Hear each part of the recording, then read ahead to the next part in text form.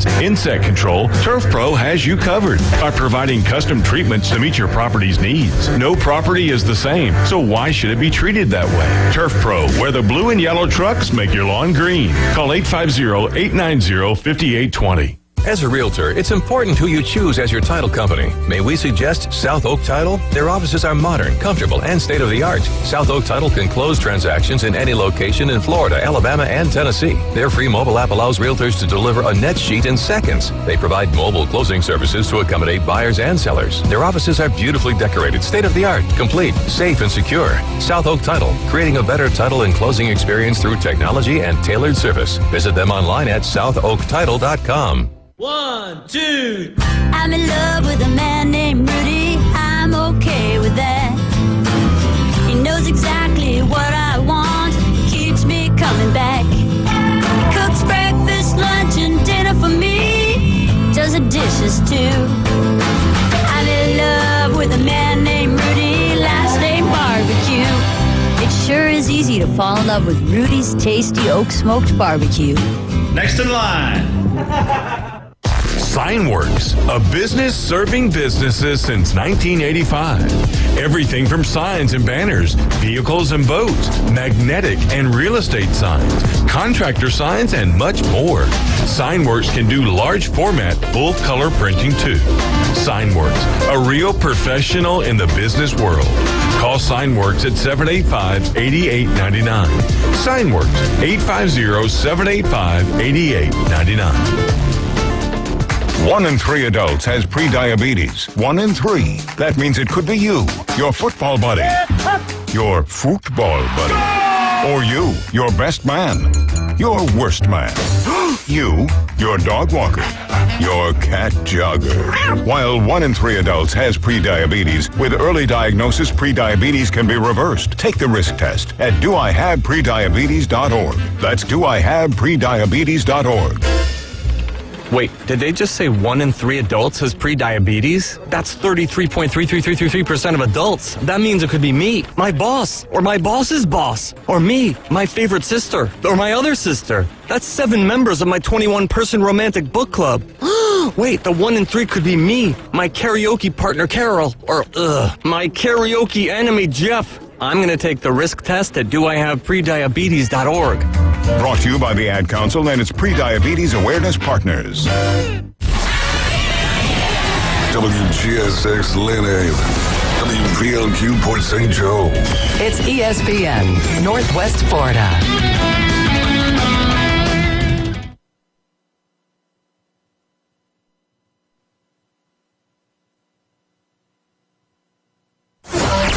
It's the next evolution of Sports Talk Radio. The biggest stories and the biggest reactions. Now. And now, we're taking... With the first pick. This is the last ball you got in the bag. The Inside Drive. From college to the pros. Interviews with the newsmakers, sports betting, your phone calls, and more. And now, The Inside Drive with Ryan Mulvey. Broadcasting from the Bill Kramer Chevrolet Buick GMC and Kramer Marine Outdoor Studios on ESPN Northwest Florida.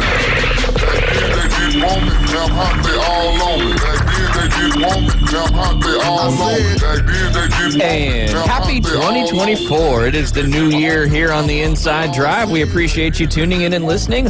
Live and local on 104.3 in Panama City Beach, 101.9 in Port St. Joe. You can also watch us and listen to us on Facebook, X, and YouTube. Just search ESPN Northwest Florida. First question of the year, Jay Henley. Where do you download our free mobile app? On the Google Play Store or Apple Store. Just got to search 104.3 ESPN Northwest Florida. I missed the memo on the beanie, toboggan, snow cap, whatever we're going to call it.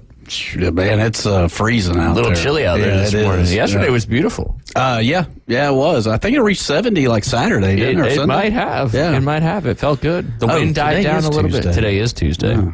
So that means on Tuesdays, you got to give us a tip of the week. Not yet. Okay, Not good. yet. Not yet. Gosh. I know. You're not ready for that. No. I know. But your kids are going to love it. Are they? Yep. It's a good. So you do have one. It's a Back to the Future quote. Oh, I gotcha. You're always coming in with the old crazy stuff there. But yeah, good New Year's. Good. Yeah, it was really good. Very restful. Feel like I need that rest for, things to come in 2024. Yeah, big year coming up. Absolutely. How about you guys? No, it was good. It was good. We rung in the new year, got the pickleball net built, and I'm currently 5-0 in the Magnolia Bayou Pickleball League. Nice. 2 solo victories and then 3 doubles victories. Now, are these happening under the lights? Or? No. It's during the day. It's during the day. But we could use some lights because it's getting dark so early. Right. So in order to continue this league, it's going to be tough. But you may. I played pickleball. Did you? Yeah, what? for the first time. Yeah, last Thursday with Max over there at Lindale. Sweet. Oh, that's where we tried to go. Yeah, with the kids. Yeah, it is. It's intense. It's a great sport. I'm gonna get me a little paddle and keep it up, man. I'm gonna get into all these little niche sports this year. Yeah, that's fun. Yeah, I learned a lot from the kids. Liam knows all the rules and all that, so he played some doubles and some singles. That's cool. He needs to learn how to lose better, though. What are some rules, man? Give me some rules. There's all sorts of rules. It's a little wonky. Like you get both your players serve before it switches back to the other team. Yeah, There's, like 3-1-2. Yeah, 3-1-2, 3-1-1. What is it? You got to start in the right box. You start whichever box you're in when you get the serve back, and you have to serve to get the points. Yeah. So although it's only a game to 11, it could take a long time to one game. Yeah, but it's fun. It's cool. fun. Yeah. It is cool. Surprisingly, a lot of running for it being for that small. Yeah, 22 feet by 44 feet, Jay Henley. Ours is a little dicey because it's in the road right out in front of the house. Yeah. And then if you're in the left box on the one side, it literally falls down 6 feet to a grate. So you got to be careful. And so then you got an obstacle course. And the mailbox is on the other side too. So it's all part of the MBPL. There you go. Yeah. So is it? Can you put a lot of cut spin and all this kind of spin? Not like tennis, not like ping pong, because you can't grip the ball as easily. Because it's like a smooth paddle and a wiffle-ish ball. Versus ping pong paddles, you got the rubber or whatever to be able to grab that ping pong ball. But it does remind you of standing ping pong. Yeah. It's like standing ping pong. Who won the match between you and Max? Well, we played doubles, and you ain't going to Lindale and playing singles. You're playing doubles because otherwise you're not playing. Yeah, so it was. Every court was packed out, so that makes a lot of sense. I think it was him and his fiance that ended up beating. We played 4 games or so. I think I won 1, or me and my teammate won 1, but we were switching teams and stuff. I got you. But it's on and popping from here on out, though, because that was the getting my feet in the water. Intro into the game. Now it's okay, well, there is growth to be growed upon, and we will grow. Yeah, and dominate. Yes. Sounds a lot better than flag football this winter, David. What do you think? Well, like I said, I think I'm just going to take this year and just niche sport it up, man. Yeah, with the cornhole, I'd go try to find, you got a ping pong table? Let me come beat you real quick. Yeah. We got Liam got a badminton net and some rackets for Christmas as well. So we can start a badminton league as well. Shoot. There you go. Niche sports. We're doing it. I like it. Niche sports. Did you just make that up? No. Okay. No, just those, cornhole and disc obviously golf. Pickleball, disc golf. Bowling. Yeah. I need to get over there to Bowl-O-Rama. Shuffle, not shuffle board, shuffle puck. Oh, that's the one where you're standing up. on the table with the sand. I want one of those so bad. That's for older people, though, isn't it? I think all this stuff is for older people. Yeah, and it's for us. It's for us. No, we should. There needs to be a legit pickleball league. I think, man, it's growing at such a rate. I know. There's hardly any courts. Yeah. So you got you've got new courts over there in Parker. You've got some in Lynn Haven. You've got Oakland Terrace, but you have to bring your own nets. Gotcha. So they've got the court on the court, but I haven't seen any of these. This is just me. I played and I was like, okay, well, where's some areas that are a little closer to me that I can start playing? But so I wouldn't be surprised. I'm sure that there's already community groups and stuff like that, and it'll grow from there. It's just like cornhole. Yeah. And when I started to see all that, I was like, I really need to create a lane here or whatever. By the time I start looking into that, I'm like, the lane is already created, paved, and people are driving on it. They're driving on it fast. That's for sure. Yeah, I love cornhole. Cornhole is what replaced beer pong for me. I watched the high school championships the other night. There was like no football on. I think it was before the Lions and Cowboys game. Okay, maybe. so Saturday, yeah. Yeah. So there was a little bit of time there, and it was on, and I was like, well, let me watch a little bit. Yeah. Pretty interesting stuff. Yeah. Yeah, I love cornhole.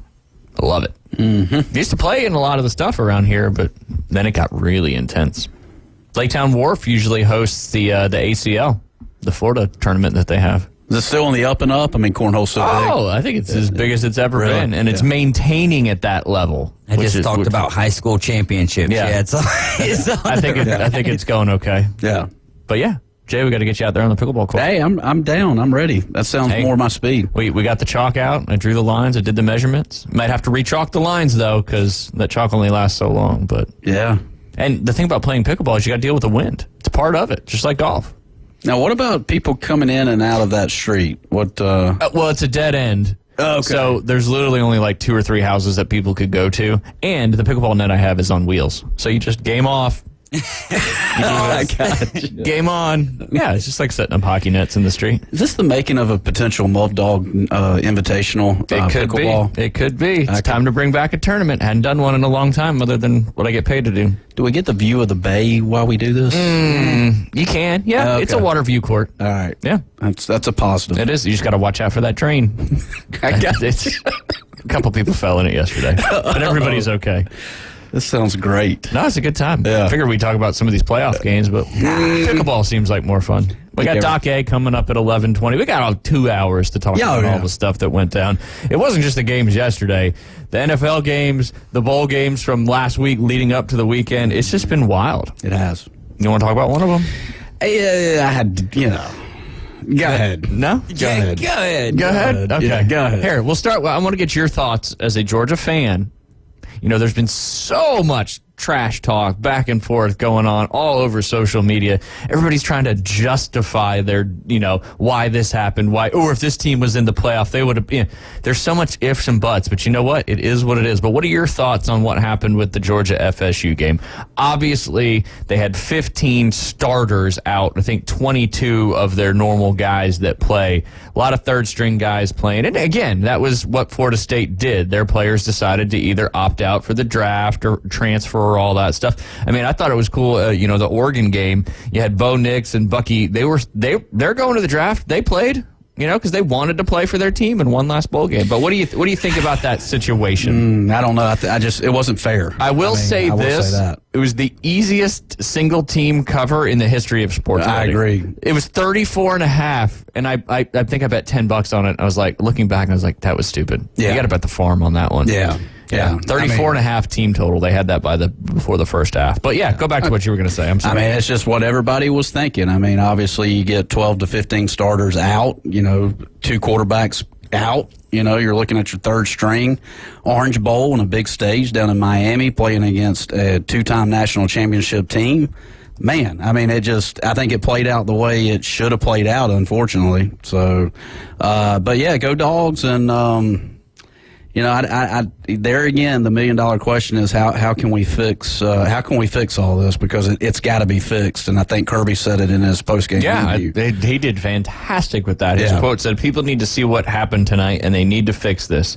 Smart said, lamenting the flood of opt-outs and portal entries on teams in non-playoff bowl games. This needs to be fixed. Yeah, and it was very evident. Right now, we have the 12-team playoff coming up next year. Yeah. But there's still going to be situations like this that'll arise with some teams outside of that 12 playing. Sure. Yeah. And obviously, I mean, reading about it, I guess 1 through 4 get the bye week the first week right before Christmas, I believe. I think it all kicks off December 19th or 20th this year. But, I mean, they're going to be... This year, that's wild. Oh, I know, right? Yeah, it is this year. But, I mean, they'll be looking, 1 through 4 is going to be that's still where you want to be come November. Because, I think 5 and 12 play each other. Is that right? And then 6 and 11? I mean, yeah, I haven't seen what the exact, but that, and I'm pretty sure that the 5, 6, 7, 8 teams will all play at home. I don't know about that next round, if it's a bowl game or not, or those I say bowl game, if it's a big bowl game, or if it's those top 4 seeds get a home game too. Right. I don't know. I'll have to do some more research on that. Is it official yet? What? The schedule of the playoffs for next year? Yeah, I saw some kind of mock-up of like December 19th, 20th being the first round. Gotcha. That makes sense. Give a week in between the conference championships and the playoffs getting going. Which, I mean, typically bowl season kicks off, December 14th, 15th, typically? Yeah, typically. Yeah, right there in the middle of the month. Absolutely. So, let me ask you this, because you saw a lot. I mean, I'm playing devil's advocate today. I've got no ball in any of these courts. I don't either. Well, you do. You're a Georgia fan. Oh, okay. Do you? This has been a lot of the conversation. Do you think this changes? Should Georgia have been in the playoff because of what they did to FSU, or is this completely separate from that whole situation because of the opt-outs and all that stuff? Just want your thoughts. That's all. I don't know. I mean, I guess at the end of the season, they finally ranked these teams, right? I mean, is there a final ranking, if you will? Yeah, there is. So, I think Georgia should be ahead of Alabama as far as the final rankings go. And I don't know how that works. I don't know if you can still stay in the top four. I don't think it really matters, so to speak. But should Georgia have been in there? Yeah, I mean, I think so. I mean, it goes back to the four best teams versus the four most deserving teams and the criteria and all that, right? Yeah, and I think this year is going to help with that. Yeah, so. The 12-team playoff will certainly help with that. Yeah. But that was pretty wild. That's for sure. Notre Dame took down Oregon State too, very, very handedly. 40-8, largest Notre Dame bowl victory in the history of the program, which has been around for quite some time. We're so used to bowl games being so competitive. We had a few blowouts, didn't we, this past week? We did have a few blowouts, but we had some really great football games as well. Yeah. A lot of these bowl games in recent. You want me to go ahead and reveal who won the college football, the bowl between the Coach T and Sales Show and the Inside Drive? I'm interested. It was within one game. Whew. We won 25. We had 25 correct picks and 17 incorrect picks. They had 24 correct picks and 18 incorrect picks. Wow. So we won by a game. That was my bowl record. Was it? Yeah, 25 and 17. So we just rolled with David's picks. Now, the big difference ended up being we had Missouri and Ole Miss, and they had Ohio State and Penn State. SEC for the win, except for yesterday. Except for yesterday, yep. And now it is a Big Ten college football national championship. I know Washington's not in the Big Ten yet, but they will be. And SEC would be claiming it if it was Texas. So I think it's very fair for us to just go ahead and. But I think it'll still be awesome if Washington wins it and the Pac-12 goes out with a literal bang. Yeah, literal, like we're done. Yeah, we dropped the mic at the top. Yep. Yeah, we were talking to Michigan Eddie yesterday. He's going to go to Houston and head to that national championship game. Good. So I'm almost kind of pulling for Michigan just for him to go there and see that. But at the end of the day, when you go, somebody's going to win, somebody's going to lose. I mean, I ultimately have zero dog in this hunt, if you will. I mean, do you guys have any kind of? I mean, Michigan Eddie would be my only go Wolverines. I'm kind of with David. We've been talking about it for a little while. It'd be poetic justice, so to speak, if a team from the Pac-12 wins the national championship and then the Pac-12 is no longer that next year. Right. So the Pac-12 will never be able to defend if that happens. Yeah. Or be contested. I don't know how you want to look at it. But Huskies and Wolverines. Yeah, I don't have a dog in the fight necessarily, but I guess I'll go with the dogs and the Huskies. Michael Penix and the underdog. The whole underdog thing that they've been playing now since the first Oregon game, where they can't. They're not going to be able to hang with Oregon. Oregon, it's so hard to beat a team twice. Then Oregon's a 9.5-point favorite. They come in there and they do work. They at some points and times in the game last night embarrassed Texas.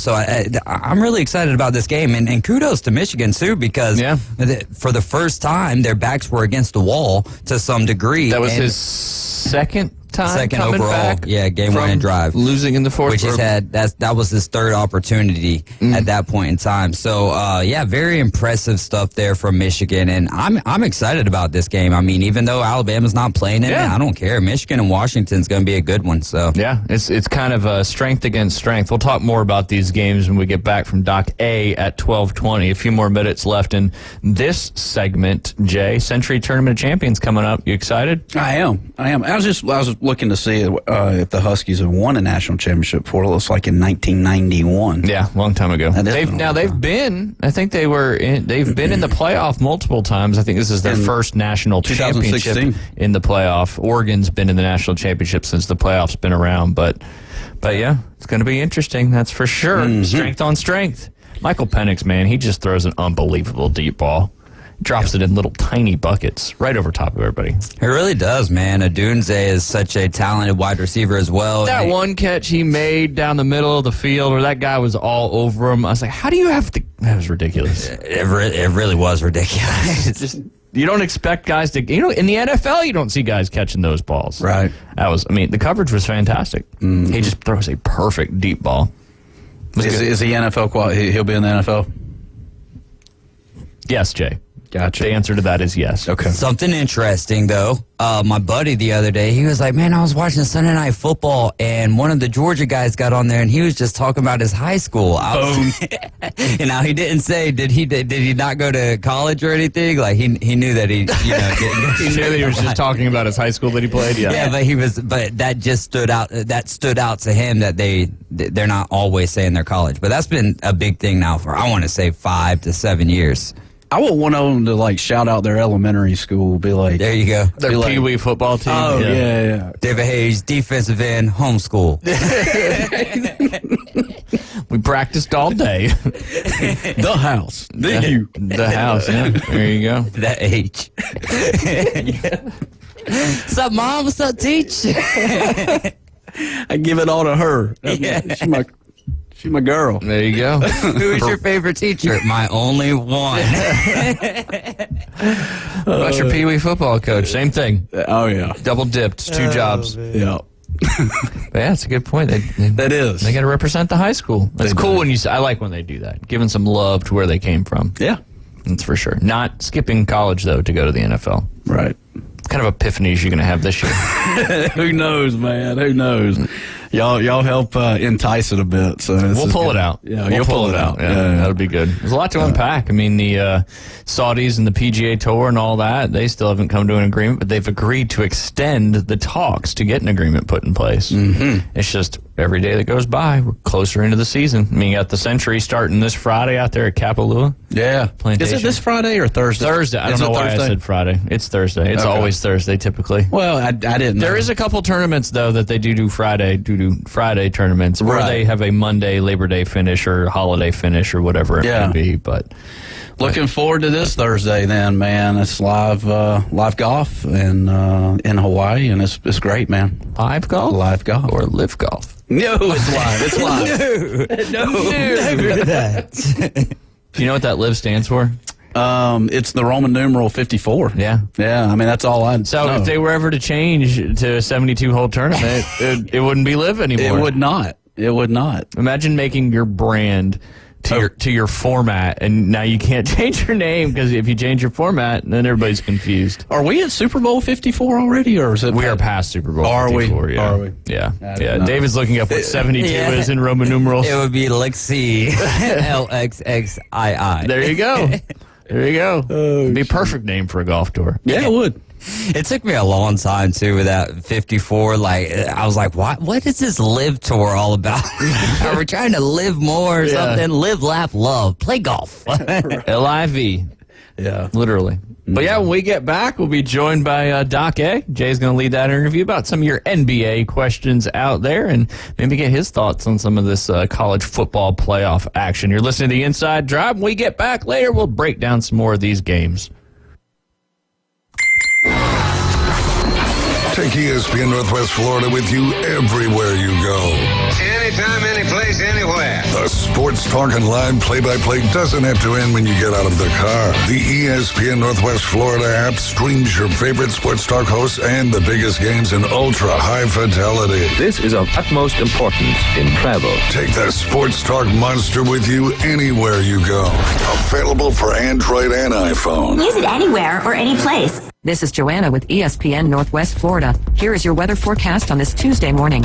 As we head into this afternoon and evening, clear skies and a high of 56 with a light breeze out of the northeast at 7 miles per hour.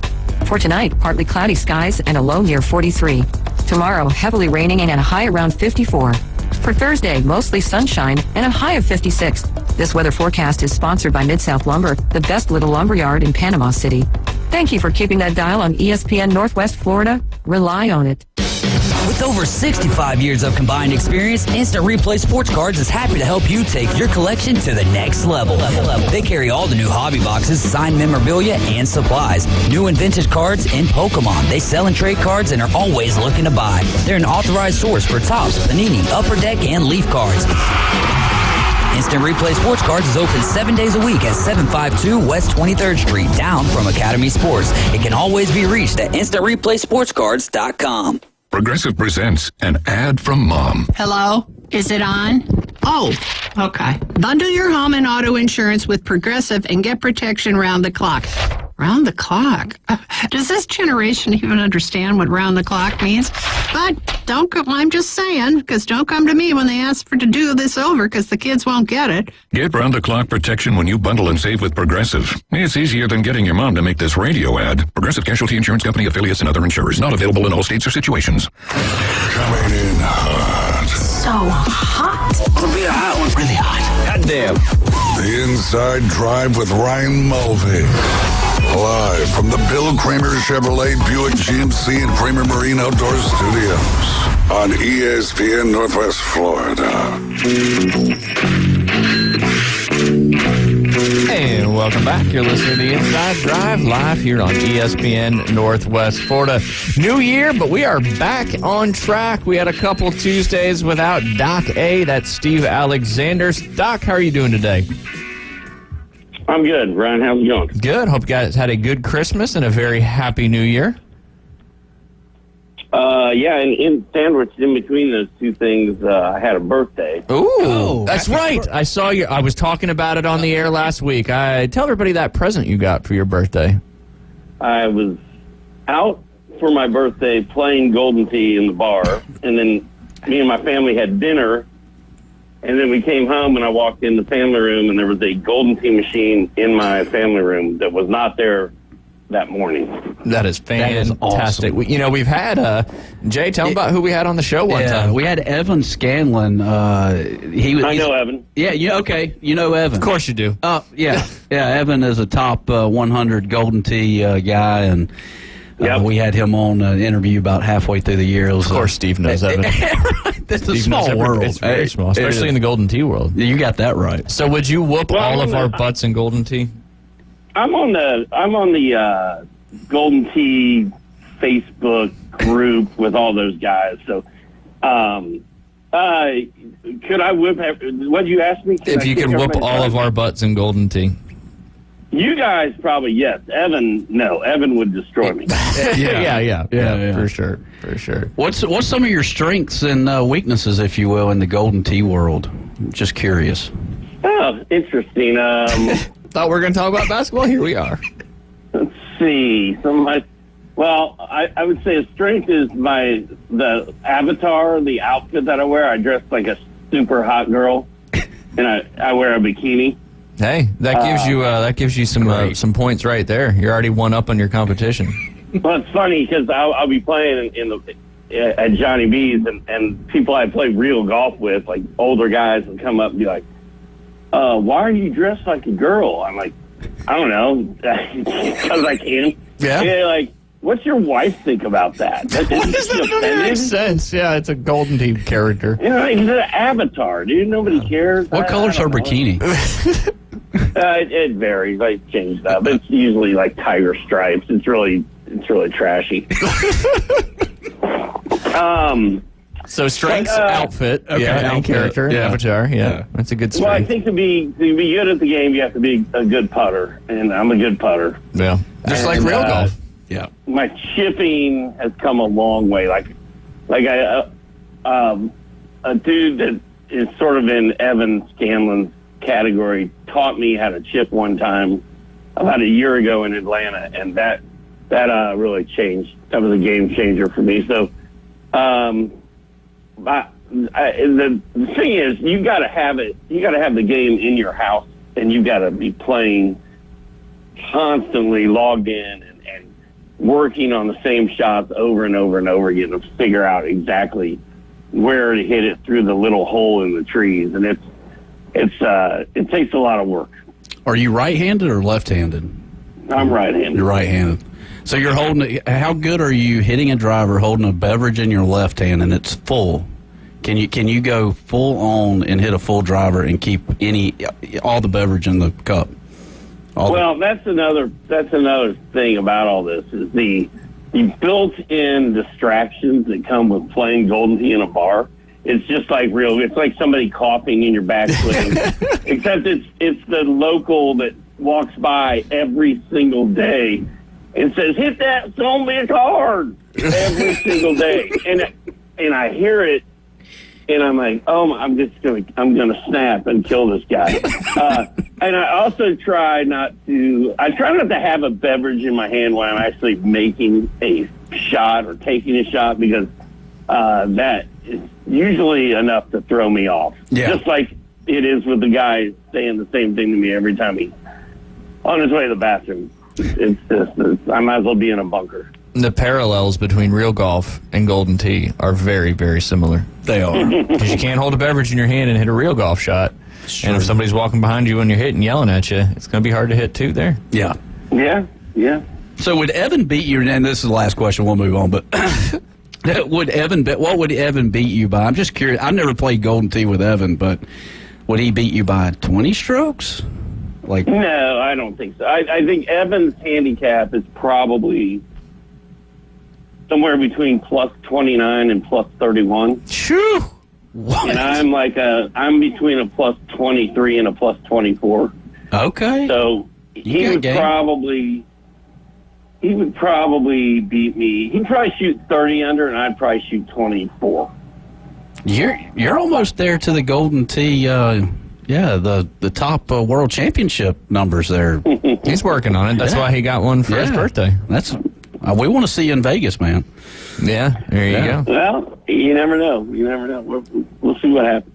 That chipping and putting is, like you said, is the key. Yeah. You got golfwithjay.com where people can sign. It sounds like you could be a Golden Tee instructor as well. You can double dip on both sides. Very well could. You just need to figure that out. Because from what Evan was saying, not to keep talking about Golden Tee, but I'm going to. It's not about playing the golf courses like a real golf course. It's about knowing where the shortcuts are, knowing where you can hit it and all that stuff. Because, that seems like that's how you're more successful in Golden Tee. Is that about right, Steve? I mean, yeah, you never want to just lay up and not. I mean, you unless you're playing in a tournament and trying to beat somebody and you want to see if they hit it in the water, you're going to take the risk and the reward every single shot you can, because you're always trying to shoot a better score than you shot yesterday, man,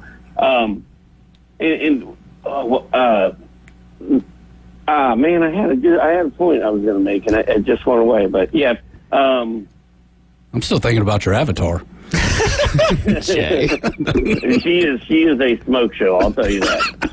Hey, that's part of the distraction when you're playing your opponents, right? Well, yep. I can see Jay's avatar. Yeah. Be your dog. Yeah, it could be Sailor. All right. Well, maybe if your point comes back, we'll get it. But let's pivot over to what your other expertise is, and that's the NBA. Here we are, turned to the 2024 half of the 2023 season. What would you say from all of 2023 were some of the bigger stories that happened in the NBA? Just a couple right off the top of your head, if you got some. Well, I think the fact that the Minnesota Timberwolves are in first place is crazy to me. That's still, are they still in first place after the weekend? I don't even know what they are. Yeah, the holidays. It's just that whole 2 weeks just messes everything up. The fact that I even make it to my podcasts or shows or turn in any of my work is incredible. But yeah, the fact that the Timberwolves are in first place is almost shocking. The fact that the Thunder are right there with them, and we were finally seeing, this tanking and all these draft picks pay off for them. Like, that's a feel-good story. I love that. The fact that the Mavericks are as good as they are with really only Luka Doncic driving that train is crazy to me. I think the Orlando Magic are the surprising team in the East I think the Pacers are better than a lot of people thought they were going to be.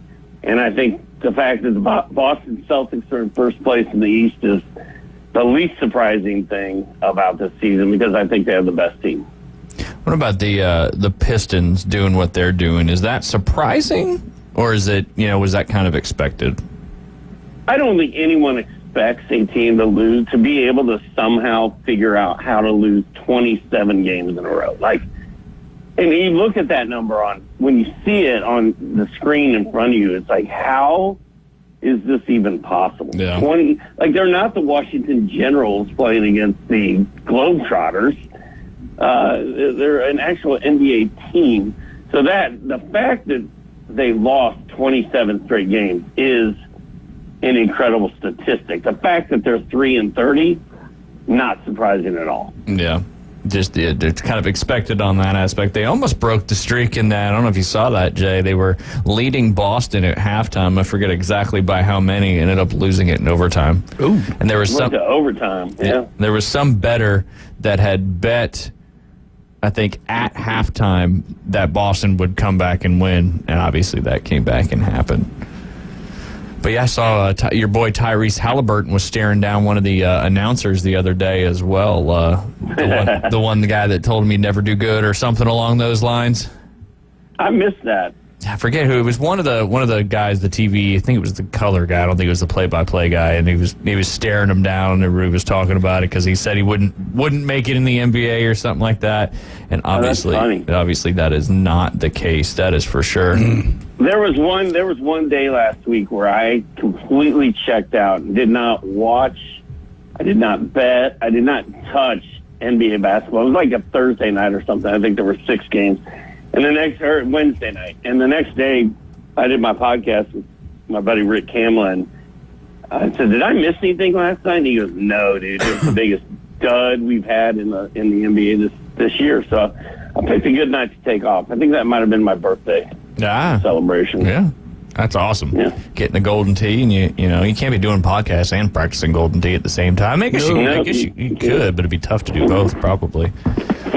But looking at the shortest player in the NBA, Toronto Raptors guard Marquise Noel, 5'7". There you go, 5'7". I'd like to see him up against Wembanyama.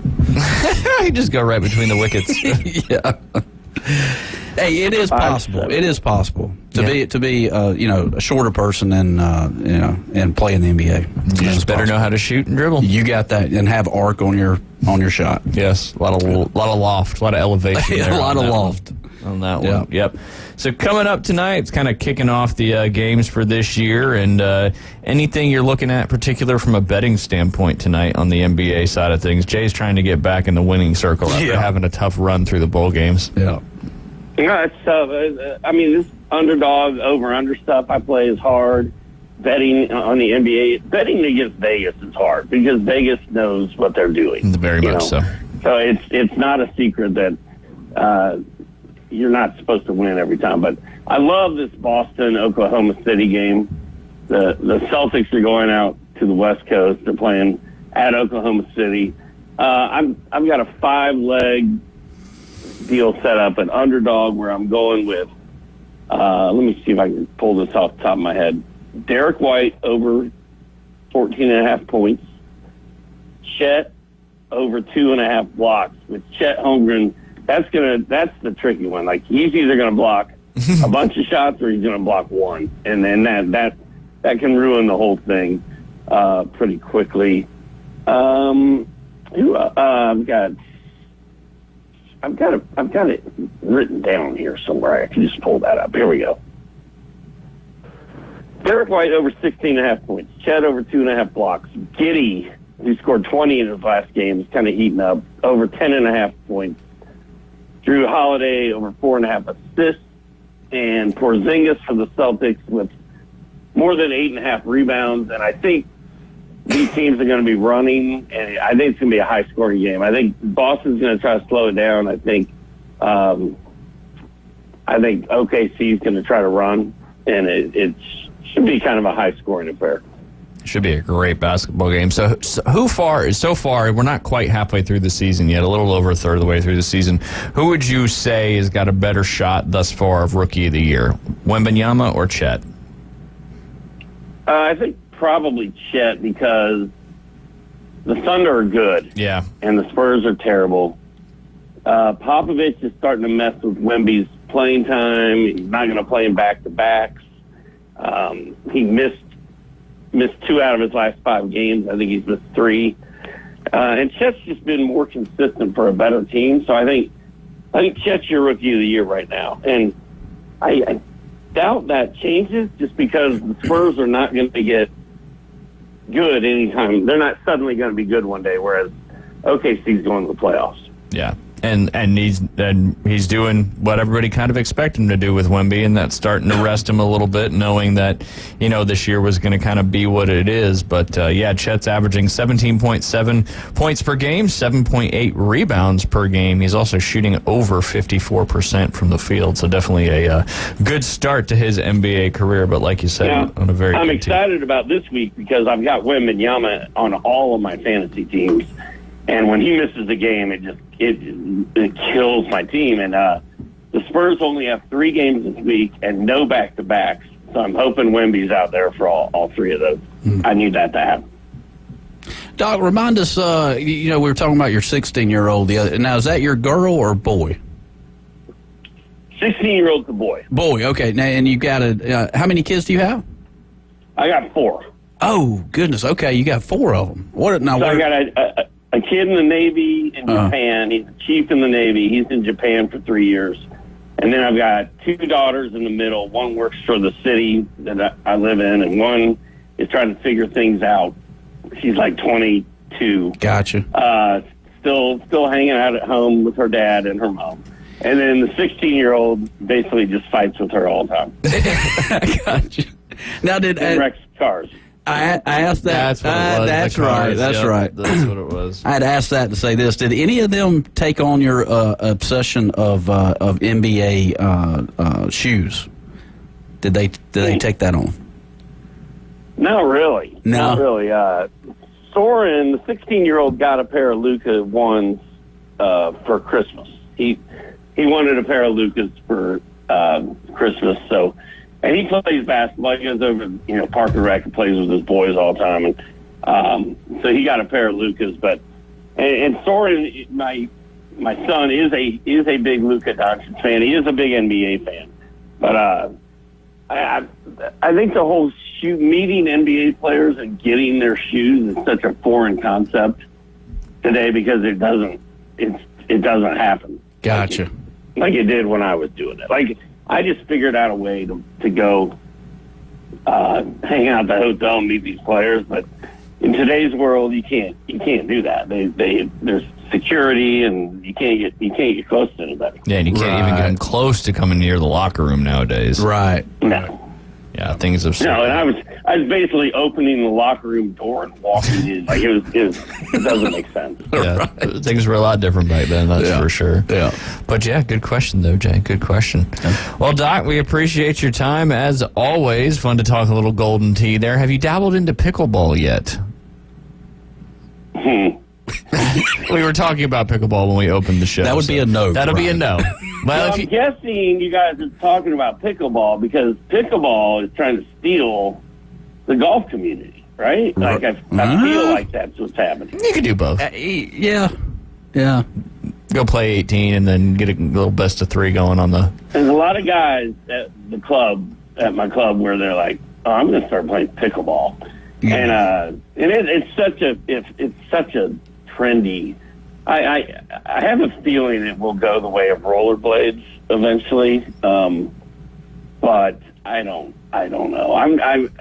Everybody's like, dude, you're old, you're fat, like, you're a perfect candidate for pickleball. Get out there. You should be on the cover of Pickleball Monthly, is what they're saying. Yeah. You should be losing weight and playing pickleball every day, but I haven't been able to do it. And then my buddy, my best friend I play golf with, he went out and bought like $600 worth of pickleball equipment, and he hasn't played in 6 months. So I don't know. The court time is hard to come by.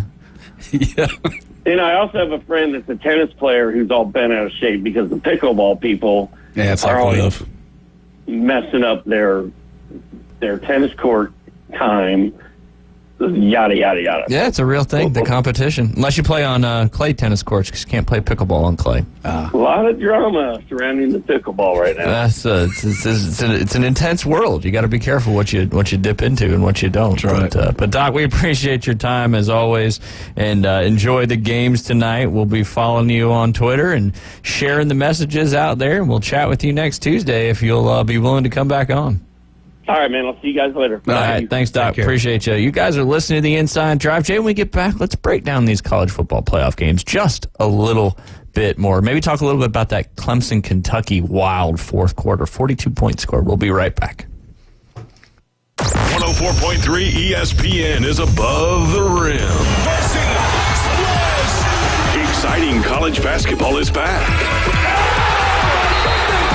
Tune in every Saturday for the biggest games in college basketball, plus marquee evening matchups during the week. The Round Ball. And it goes for the win!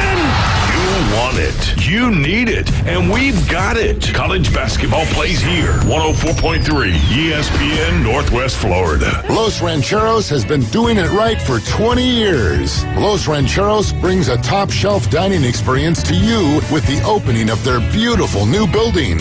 Watch all college and pro games on Los Rancheros' 14 large-screen TVs with great drink specials daily from 2 to 5 and during all the games. Los Rancheros, the place for live sports and great food on 23rd Street between Jenks and Harrison. As a realtor, it's important who you choose as your title company. May we suggest South Oak Title? Their offices are modern, comfortable, and state-of-the-art. South Oak Title can close transactions in any location in Florida, Alabama, and Tennessee. Their free mobile app allows realtors to deliver a net sheet in seconds. They provide mobile closing services to accommodate buyers and sellers. Their offices are beautifully decorated, state-of-the-art, complete, safe, and secure. South Oak Title, creating a better title and closing experience through technology and tailored service. Visit them online at southoaktitle.com. Kitchen Designs Group on Front Beach Road, Panama City Beach, offers full-service kitchen and bathroom cabinetry, countertops, and flooring. Plus, they also offer cash and carry. Take your cabinets home today. All-in-one vanities on sale. Cabinet, countertop, trim, and faucet included. The more you buy, the more you save. Must take standard sizes in Shaker White. Call Kitchen Designs Group, 850-775-4150, or visit their website, kitchendesignsgroup.com. Cash and carry only applies to Shaker White. For the Inside Drive with Ryan Mulvey and Jay Henley. This man is destroying golf. Broadcasting live from the Bill Kramer Chevrolet Buick GMC and Kramer Marine and Outdoor Studios. You may be right, but our ratings are up and we're attracting new youthful sponsors. ESPN Northwest Florida. Welcome back. You're listening to The Inside Drive live here on ESPN Northwest Florida. It's a new year, and if you want a new vehicle, visit our studio sponsor. That's Bill Kramer Chevrolet Buick GMC, as well as Kramer Marine and Outdoor. Go check them out. Lots of deals still there at the dealership. Lots of vehicles in stock. And as always, they'll get your boat back on the water if it needs to get back out there, or you can buy a new one, or you can buy a truck, trailer, and a boat, all right there from that complex on the corner of Frankfort and 23rd Street. They'll also come right to your dock and get your boat back out on the water. They got Yamaha Master Certified Mechanic on staff selling Seabourn, Spider, Sundance, and Skeeter. That's your first Skeeter of the new year. It is. It's always a good one. Again, That's all there at Bill Kramer GM and Kramer Marine and Outdoor. All right, Jay, which game you want to talk about and break down a little bit here? Oh, boy. Let me ask you this first, getting back to that Georgia-Florida State thing. Everybody's, has their sides and whatnot. What do you think they need to do to make sure something like that doesn't happen again? Do what they're doing for 2024, just create a bigger playoff picture. What about in regards to the transfer portal? Would you say that they can't transfer or don't open up that transfer window until after bowl season? Yes, that, and also there's got to be, and I know we're not in a contractual world anymore. There's no contracts, it seems. There may be in the there's future. a few. Yeah. But these guys have to sign a contract saying that they've got to stay on for a year before they transfer. There's got to be something in writing that keeps them there for the complete year for them to opt out of a big bowl game like that.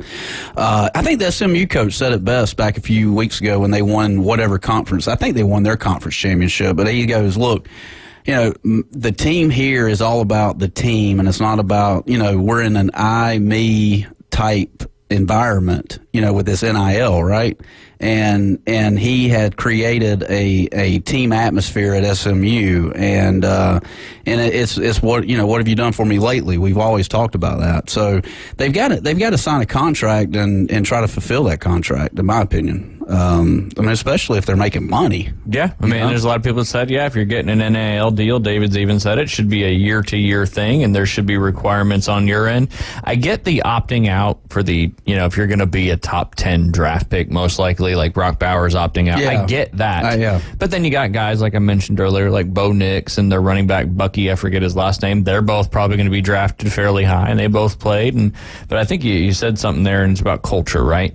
It is about culture, but let me back up, though. I may have to disagree with you a little bit on that whole, you're playing the biggest game for the university that you've played with for 4, potentially 5 years, and then, finish it out. Like I hear you. I hear you. I get the side that if they get hurt, they could be losing, tens of million, $5, $7, $8 million, whatever it may be. I do see that point as well, but yeah, I get it. It's your school. It's it's where does the loyalty and the pride go? Right. You wear that emblem on your helmet or your chest, whatever it may be, and I don't know. It's just sports have changed wildly. But I think personally that they need to shut down the transfer window not before the bowl season ends. That would be an easier solution to the transfers going and then not playing in their bowl games. Yeah, so you're saying just open up the transfer portal. Because the portal opened up, I think December 9th or 3rd or 4th, something like that. It should have opened up at midnight to tonight. Yeah. Or, midnight next Monday night after. Nobody's going to opt out if you're playing the national championship. Or transfer. So, although one of I think one of Alabama's linebackers has officially entered the portal or said he's going to the draft, one of those. Gotcha. But yeah. Dallas Turner. There you go. I knew David would know. I knew he would know. He knows that kind of stuff. Yeah. I don't. But yeah, that Clemson-Kentucky game, Jay, that was a wild one. 42 points scored in that final quarter there. There was a lot of bowl games where you just had a lot of big passes, it seemed like, and I don't know if that's just, teams are taking more shots because, there's a lot less on the line or whatever it may be, or, there's the players that are not playing and the secondary is a little bit tougher and all that. But did you see any of that one? I did not. That was you were talking about exciting bowl games. Yeah. That was a very, very exciting that Clemson ended up winning that one 38-35. And as I mentioned, 42 points scored in that fourth quarter. It was only 21-10 after 3. And the game ended up 38-35. Wow. It's another fun one, too. Me and Gav had, we were doing that big tournament that we had, the Sneds Tour. Sneds Tour, yeah. They some good scores were shot. The conditions were chilly and windy and tough, but I think it was the Iowa State-Memphis game. Yes, the Iowa State-Memphis game. The total point spread on that one was 62.5. Ended up being 36-26. Doc A was talking about Vegas and the lines and knowing how they know how to make these lines. It was within a half a point. Oh, wow. But Memphis also was driving all the way down the field late in the fourth quarter and then got to a goal-to-goal situation. And instead of kicking the field goal, they went for it on 4th and goal and didn't end up getting it, so it stuck. Those are the kind of beats you got to take when you get them because there's going to be bad ones that happen, that's for sure.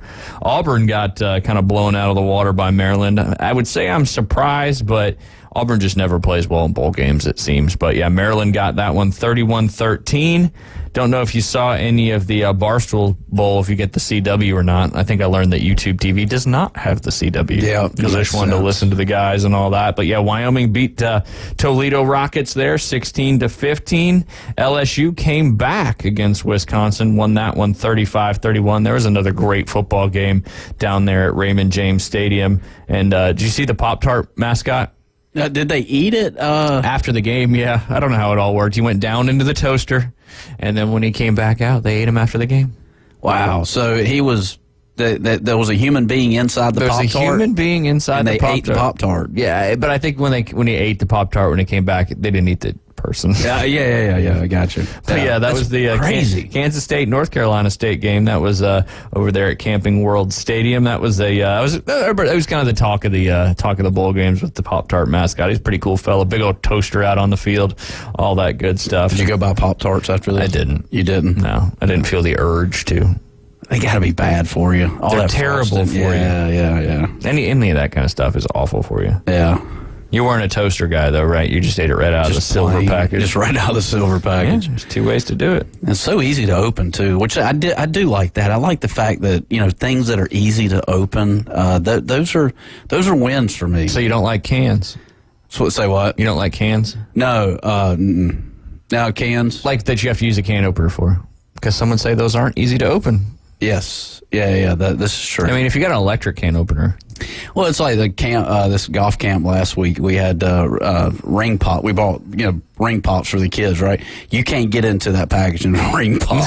No, it's like Fort Knox. It is like Fort Knox. Everybody got a knife. Yeah, they are tough to get into. That's they a good are. Point. Yeah. Hey, sometimes it makes the juice worth the squeeze, right? That's true. But then sometimes it's like, I'm kind of over it. I'm over it. I'm moving on to something else. Yeah, you're like, screw this ring pop. Yeah. Did you have one? I did not participate. I'm kind of out of the ring pop era. That would be odd if you were a grown adult walking around with a ring pop. But to each his own, I guess. Yeah. Kids love them, though. They didn't quite fit my finger. Little small. Little small, but yeah.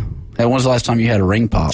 It's been a while. Is it? Now, I've purchased a few rings pops, but I have not had one myself in quite some time. See, I thought you would have proposed to Beth with a ring pop. That would have been awkward at Augusta National. Here's a ring pop. Now, you do get those the gumball machine. Yeah. Oh, yeah. The fake but real. Yeah. Cheez-It Citrus Bowl. Iowa continued their great trend of scoring lots of points and got shut out by Tennessee 35-0 in that one. And that would have brought you right to the college football playoff games. Alabama, Michigan. Is it good? Did you watch the whole thing? I did. I watched a pretty good bit of that. Well, yeah, maybe half of it. What are some of your takeaways from that game on both sides of the ball? What you thought Michigan did well or didn't, and vice versa on Alabama? My question, I guess, would be: did Saban get outcoached, or did he get the talent for Alabama just not there this year? And that's the $1 million question. Yeah, that's a tough one because that play call, obviously there's a lot of other stuff that happened, but I thought what was wild is Michigan survived 2 muff punts, a missed field goal, and a botched extra point, and still ended up winning that game. What I think a lot of people, and they maybe are talking about it, but towards the end of that game when the kid muffed the punt and then had the wherewithal to make sure he picked it up before it got into the end zone, if that doesn't happen, Michigan's playoff or winning chances are out the window. Is that a safety? Would that have been a safety? Well, if the ball would have went into the end zone after he touched it, I think that would have been recovered for a touchdown. I think. Oh, yeah. Oh, that's right. Because he had already touched it. But you can't. I don't know how that one would work because you can't move a punt. You can't recover it, but you can recover it at the spot. So I'm sure it would have been a touchdown. I'm sure somebody's commenting on Facebook telling us that. Yeah. If the muff punt goes in the end zone and gets recovered, it's a touchdown. Yes, sir. Yeah. But if he had possession of and he did. He had possession at the 1 and got hit at the 1 into the end zone. It's where you get hit that signifies where you are on the field. So that play by that kicker, he muffed it. That was terrible. He never should have done that. But the fact that he had the wherewithal to make sure he picked that bad boy up before it went to the end zone was, I thought, a great football play. Yeah. But he had 2 muff punts. It's tough. Nervous. That it had to be. But yeah, that play call at the end of the game obviously has been talked about at length. But yeah, it just, and even Saban said it in the press conference. That's one of their 2-point conversion plays, QB run. And they called it after 2 consecutive timeouts. I know Michigan had 6 guys in the box within a yard of Milroe. Now the snap was bad again. That center had a tough go, and I think led to several sacks and plays breaking down. Now, if the snap was good, would that have changed it? I don't know. Interesting interesting play call. A lot of people are saying that they would have liked to see something different there. But at the same time, Milroe didn't have a great game passing because Michigan put pressure on them all game. Right. And, that made a big difference. And, obviously they were good at running the football. And he scrambled a good bit as well. But Michigan committed to bringing the heat. And Alabama's offensive line, much like Ohio State's offensive line in that Missouri game, did not hold up very well. And I think that was the big difference. Michigan made some mistakes, but their mistakes didn't cost them the game. Yeah. Whereas Alabama made some mistakes, and it was tough to recover from that. Well, great football game, though. Entertaining if you had no dog in the fight. Yeah, it was. It was a great one. I mean, that last that last touchdown that Michigan ran, where that receiver come across, and then he hit him over his left tie shoulder. The game. Yeah, was that to tie the game? I mean, that was a great play, but there was no Alabama guy nowhere. There was twice in that game, and we can talk about it more when we get back because I'd love to get David's thoughts too. There was twice in that game that coverage was supposed to have been passed on, right, and it got blown twice, and it led to 2 different touchdowns. Yeah, you saw that a bunch in the NFL this weekend too, as well. Just the and that's zone versus man. Right? Yeah, in that scenario, yeah, when you're passing off coverage, well, it could be man too, and you're just passing it off to the other side of the field. Right. So, but you could see it on a few times. One of the times the linebacker he was pointing to somebody to pick that guy up, but there was actually another guy coming too as well. But that was a good play call. It was a good play design, a lot of movement, and Michigan's so run heavy that you've got to guard for Corum. And that touchdown he scored in overtime that actually set the all-time touchdown record for Michigan with as long as they've been around. It now belongs to Blake Corum. I don't know how many that is, but I know that was the Michigan record all-time there. The OT touchdown. Yep. Okay. Yep, the OT touchdown to take the lead. And, you're listening to the Inside Drive. When we get back, we'll have some afternoon delight. And I want to get some David's thoughts on these college football playoff games. We'll go with you first in that Texas-Washington game and see what you think. You're listening to the Inside Drive. We'll be right back. Perfect. Mornings on ESPN Northwest Florida just got unsportsmanlike. Holiday cards, when you get somebody that sends you a holiday card, all they want you to do is then respond to them to tell them how great their family looks. Oh, wow, that's so great. Your kids are grown up. Guess what? Most of the people that you're sending a holiday card to, you've seen the family. They've seen your family. The holiday card is actually the most selfish act of the holiday season. Evan, Canty, and Michelle. Woo! Weekdays 5 to 7 on ESPN Northwest Florida. This is Joanna with ESPN Northwest Florida. Here is your weather forecast on this Tuesday morning. As we head into this afternoon and evening, clear skies and a high of 56 with a light breeze out of the northeast at 7 miles per hour. For tonight, partly cloudy skies and a low near 43. Tomorrow, heavily raining and a high around 54. For Thursday, mostly sunshine and a high of 56. This weather forecast is sponsored by Mid-South Lumber, the best little lumber yard in Panama City. Thank you for keeping that dial on ESPN Northwest Florida. Rely on it. With over 65 years of combined experience, Instant Replay Sports Cards is happy to help you take your collection to the next level. They carry all the new hobby boxes, signed memorabilia, and supplies. New and vintage cards and Pokemon. They sell and trade cards and are always looking to buy. They're an authorized source for Topps, Panini, Upper Deck, and Leaf cards. Instant Replay Sports Cards is open 7 days a week at 752 West 23rd Street, down from Academy Sports. It can always be reached at InstantReplaySportsCards.com. WGSX Lynn Haven. WPLQ Port St. Joe. It's ESPN Northwest Florida. Are you hungry for authentic Mexican cuisine? Then come to El Rodeo Tequila Bar and Grill, where we serve up the freshest, most flavorful dishes on the beach. El Rodeo Tequila Bar and Grill, a great location, comfortable atmosphere, and happy hour from 3 to 7. Buy one, get one free, regular margaritas and 12-ounce house drafts. And you're going to love their lunch specials, Monday through Friday from 11 to 3. Plus, live music Wednesdays and Saturdays starting at 5:30. El Rodeo Tequila Bar and Grill, Thomas Drive, across from the Navy base. And now the Inside Drive with Ryan Mulvey. We're going to have a talk. Tell me what you know. Broadcasting from the Bill Kramer Chevrolet Buick GMC and Kramer Marine Outdoor Studios. It's a frantic noise. ESPN Northwest Florida. Sky rockets in flight. Afternoon delight. Hey, and welcome back. You're listening to the Inside Drive live here on ESPN Northwest Florida. Jay Henley. Yes, sir. Let's go over, I forgot about our pick'em. I'm embarrassed. I don't want to do it. But we can break down some of the games through the pick'em. Okay. David Hayes now has an even bigger lead. Considerably bigger, like more than double. Yikes. You, on the other hand, you're pretty much in a big hole now. Yeah, well, I mean, fantasy football, everything. I've shut down everything. You shut down fantasy football 2 weeks into the season. I did. Yeah, I did. I'm not going to lie there. That's. I gotta. Hopefully, my waiver comes through. Hopefully, T's not listening. He tries to steal my waiver because Christian McCaffrey's not going to be playing next week, and many of people who are in their championships have Christian McCaffrey in their lineup, including myself in the Bay Point League. But like David said in the beginning of the season, he likes going through Week 18 because it makes you think. It makes you act like a real football general manager, NFL general. You got to make decisions. Right. Just because they got you there doesn't mean, you got to keep through it. So trying to pick up Elijah Mitchell. T, I hope you're not listening because I don't want you to get that waiver in ahead of me. But I put it in this morning bright and early, so hopefully that comes to fruition. Because as you saw, if you probably didn't see, but when McCaffrey went out, Mitchell had been out for 3 weeks prior to this with a knee injury, and he did great when he came back. Because he's a fantastic running back. Before we had McCaffrey, he was our horse. Right. So he should be able to fill that role pretty good. But anyway, go ahead. No, I was just going to say, I'm looking forward to some more sleepful nights versus the going off at 3:30 in the morning. There is a way to make that not happen. Yeah, but then my alarm doesn't work.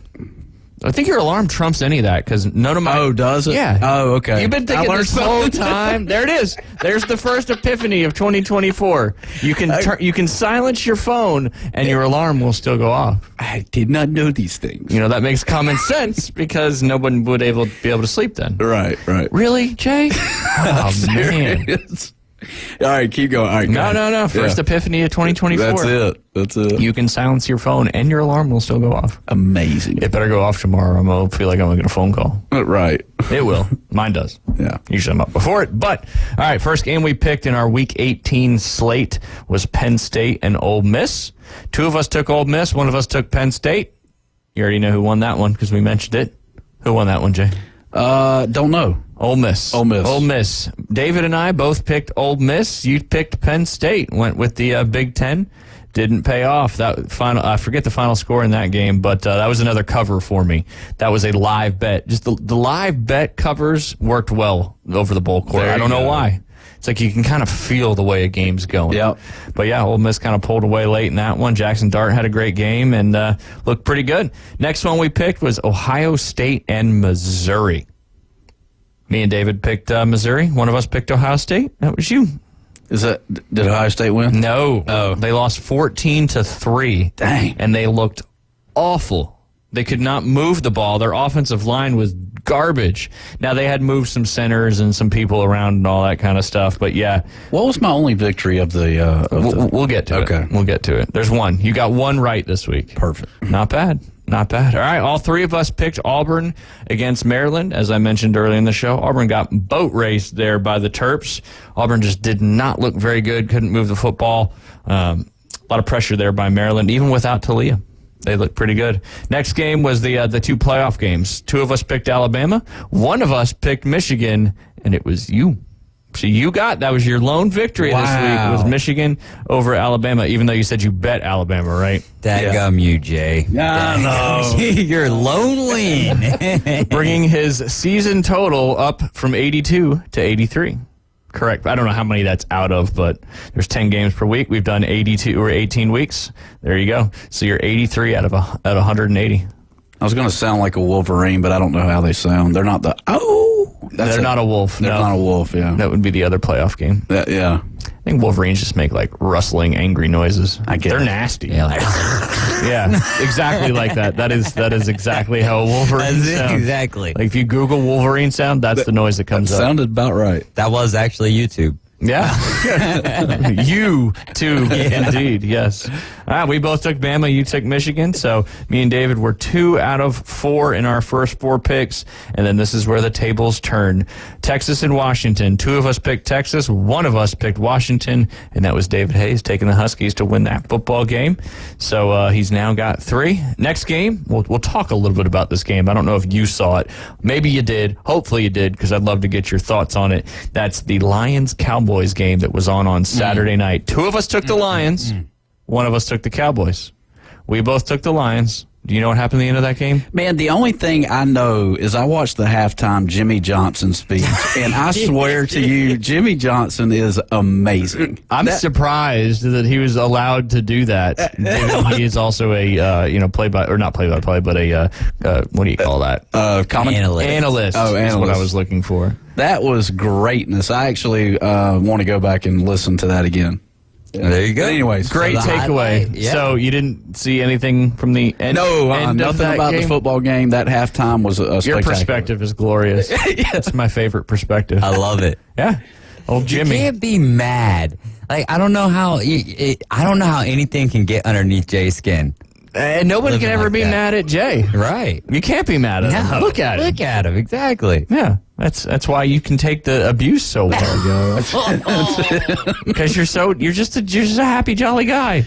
Now, I thought y'all's New Year's resolution We got a was show. to be Jay. nicer. We got be a show. nicer. If we're nicer to you on the show, then we ain't got nothing. And it's not we're being mean.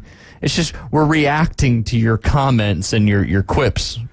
That's why St. Nick didn't come down and visit y'all this year. I was wondering why that old tree was empty this year and just cold. I was like, man, I haven't been using the grill that much, but cold just keeps on showing up. Hey, Andy, keep you warm, Jay. That's it. It's used coal, though. Ah, yes, it's already fueled out.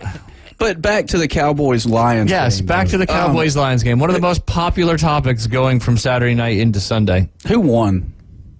The Cowboys. The Cowboys did? Yes, and David picked them. Nice. Yeah. But they won on a very controversial ending. I've got a lot of thoughts on this one. The Lions drive all the way down. They score a touchdown. Amon-Ra St. Brown. Got my parlay with CeeDee Lamb. First touchdown. Amon-Ra last touchdown. Dan Campbell, I think the whole game he knew if he got to this scenario, he was going to go for two. Mm-hmm. He went for two. I forget the offensive lineman's name. Decker. 68. Number 68. Jared Goff in the huddle goes to tell him to report as eligible.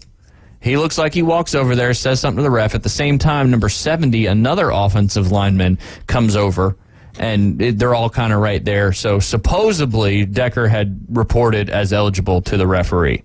I don't know. I didn't hear the announcement or any of that, so I don't know what happened from there.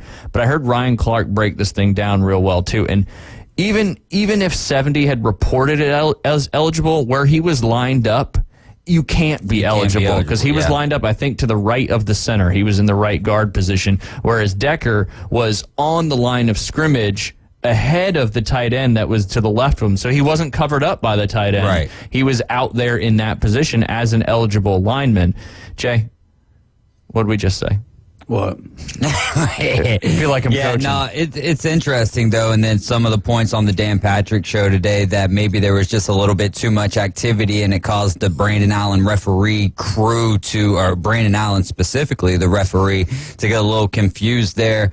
It's tough because, like Dan Campbell had mentioned, they have these conversations with the officiating crew prior to the game, but if you were trying to create confusion by sending those two linemen over to Brandon Allen in order so that they didn't know, because you're right though, right?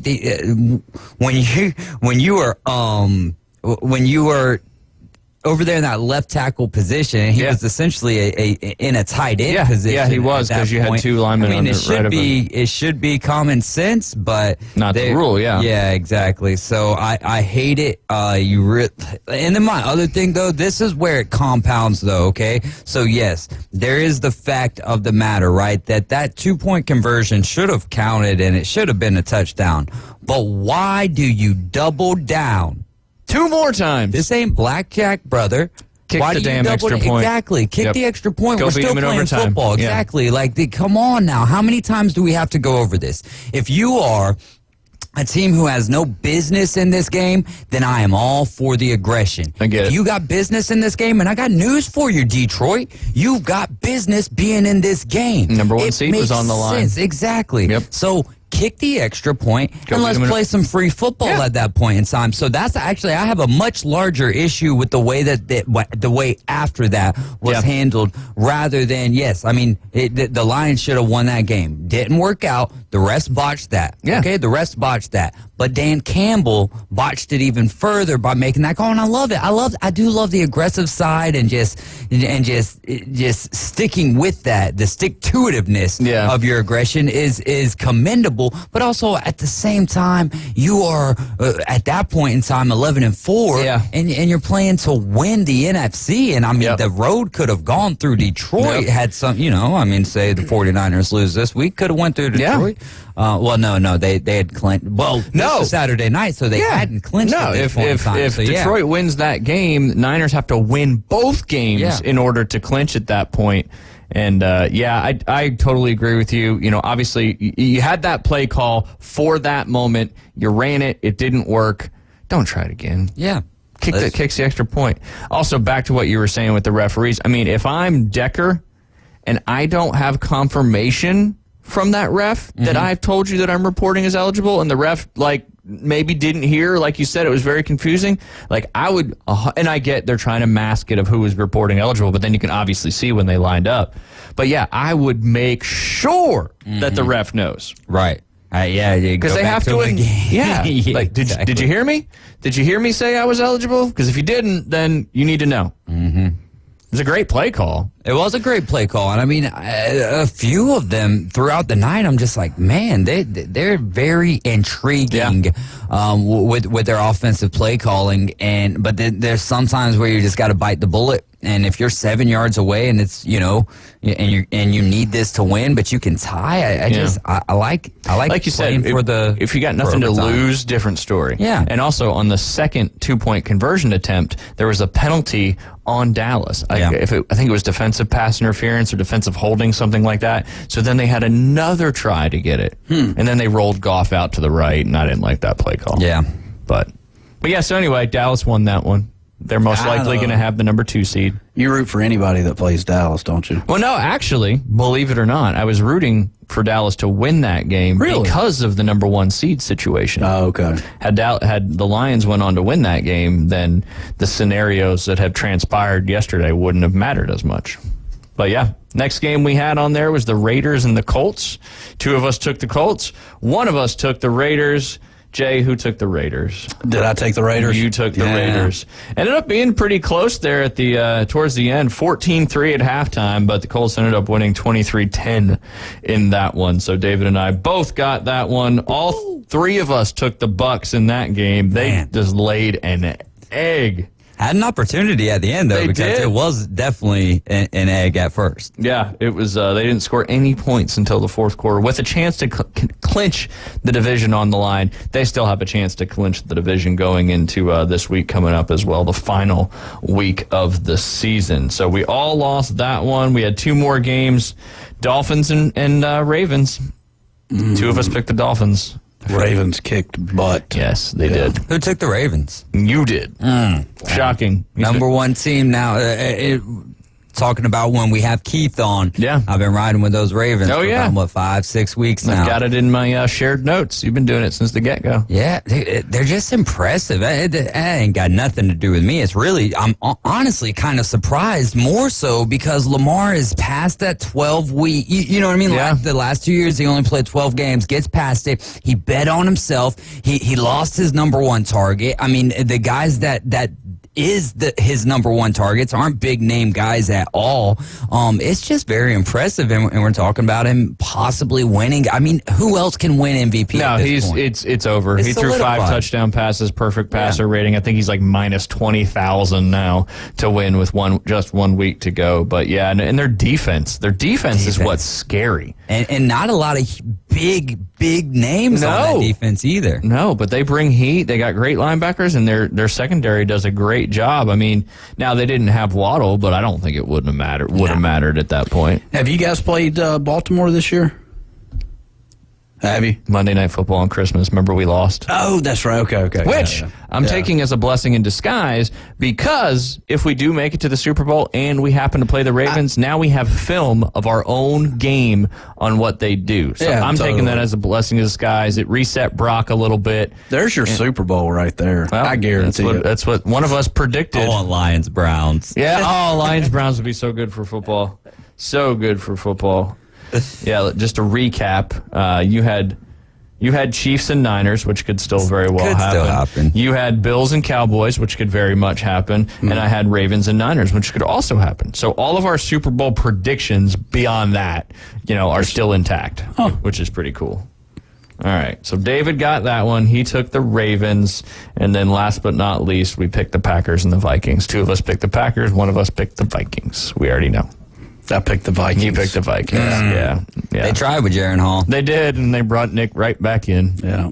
God, it's tough. Russell Wilson. I don't know why they got away from Nick Mullins, though. In the first place? Yeah, in the first place. Just because it's like, you're not jockeying any position. So I know the answer. I do know the answer. The answer is, let's see what we've got in Jaron Hall. But they still had a chance to make the playoffs at that point. Yeah, that's where, I don't know. It's also a lot like, it's nothing like the Broncos' decision. That was just one of those, you know what I mean? And then for the Broncos to blame it on Sean Payton and all of that good stuff, it's just like, I don't know. Because I have no issue. If you're going to bench someone because of money, bench them because of the money, because that is a very fair point. In my opinion, if Russell Wilson is going to be on this roster in 2024 in the month of March, and if he is injured, we owe him $37 million, and we're not making the playoffs more than likely. Yeah. I mean, I would have liked to see them put out their best product on the field going up against the Chiefs, because had they win that game, they get an opportunity. But,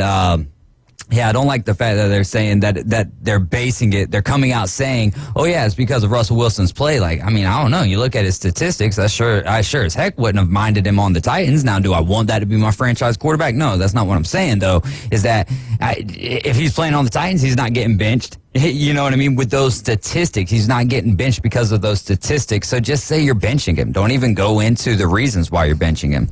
Yeah. They won too, Jay, over the Chargers, 16-9, with old Auburn quarterback Jared Stidham at the helm. But they've been officially eliminated there from the playoffs. So now I'm a 5-game deficit with the final week of the regular season coming up. You're way down there. 104, David, 99 for me, and 83 for you. Out of 180 games. I'll take it. Yeah, it's not bad. Yeah, it's not too bad. You're almost 50%. Right. Almost. Yeah.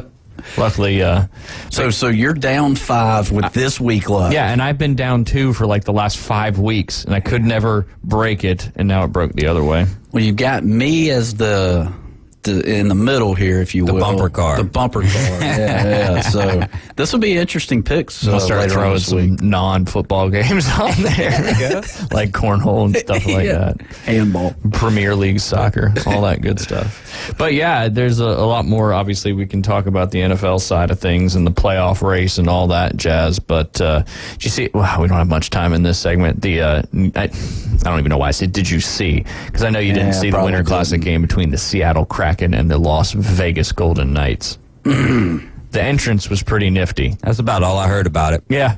I mean, the Kraken just dominated the game 3-0. Vegas is like, we don't want to play outside anymore. But yeah, they were coming out on this long walkway with fire going up. And, Seattle's famous for their fish markets, right? And throwing the big salmon around. So they were throwing salmon back and forth across as the players were walking out. And everybody's like, what happens if one of those players gets hit by one of those salmon? They'll have a bad smell to deal with for the rest of the game. We'll have to skate it off. Well, if it's frozen, it doesn't smell, does it? I don't know when the last time you went fishing was, but I can't recall having frozen bait. They're like, this don't smell, it's frozen. Yeah. I don't think that's true. Maybe it lessens the strength not of so the smell. Pungent. Right. There you go. Yeah. Smell it. Yeah, smell it. That's the hardest thing, man. Like when I'm out there fishing and using cut bait or anything, and like it's time to eat a sandwich or something like that, I'm just like, I wish I just had like a pair of gloves that would keep the smell. Yeah. Just for that moment when you bring the sandwich to your face. Just hold your breath for a second. Can you eat while holding your breath? I don't know. Is that physically possible? Yeah. It's like why when you pour stuff out of a water thing, it's why they cut the hole. You end up sounding like a Wolverine. I take that back. When I go fishing, I get in that. When you go fishing, I get in that mindset of like it's okay if my fingers have been in like worms or whatever I'm fishing with. It's like, not about do worms smell? Well, I'm talking like live worms. Like I'm talking fresh water. But yeah, I mean, it's not about the fact of like what I've been touching or anything. Like it's not that for. It's the smell. It's the smell, and it's not like it's not me being a foot away from it. It's when I bring that sandwich up to you, and maybe I'm just not that good at washing my hands. I don't know what it is. No, it's hard to get it off. There's what kind of sandwich though? It depends on who brought it. If I'm bringing it, then I guess it depends on how much money I got in my pocket. We're going bologna, ham. Right. Yeah, I ain't doing nothing spectacular. Nothing. Give me the cheapest bread I can get. A little bit of mayo, a little bit of mustard. Yep. Now, I guess the question is, this is where you pre-made sandwiches or making them on the fly. But if I'm making them on the fly, normally I'm not going to take the time to put mayonnaise and mustard on it. I'm just going to... Bread, meat. Yeah, let's gotta eat. Exactly. I'm just trying to eat. I ain't trying to enjoy it. There you go. The smell makes it worse, though. Yeah, because I remember, like, Mom would, make the mayonnaise with the ham sandwich when I was a kid, and then by the time noon got there, that mayonnaise was very soggy on that white bread. I always loved that, too. Oh! I know. It gets a little warm. Yeah. Yeah. Yeah, you love that? To each his own? To each his own. Really? Quirky. What about you, Mulvey? Did you, what'd your mom pack you for lunch? I had a lot of PB&Js. Did you? Good old PB&J. Yeah. I feel like the kids have gotten away from that nowadays. You would be the one to take the crust off of me? No. Really? I'm a crust fella. I got you. Although my youngest offspring does not like the crust, but won't eat an Uncrustable anymore. How does that work? I don't know. It's very confusing.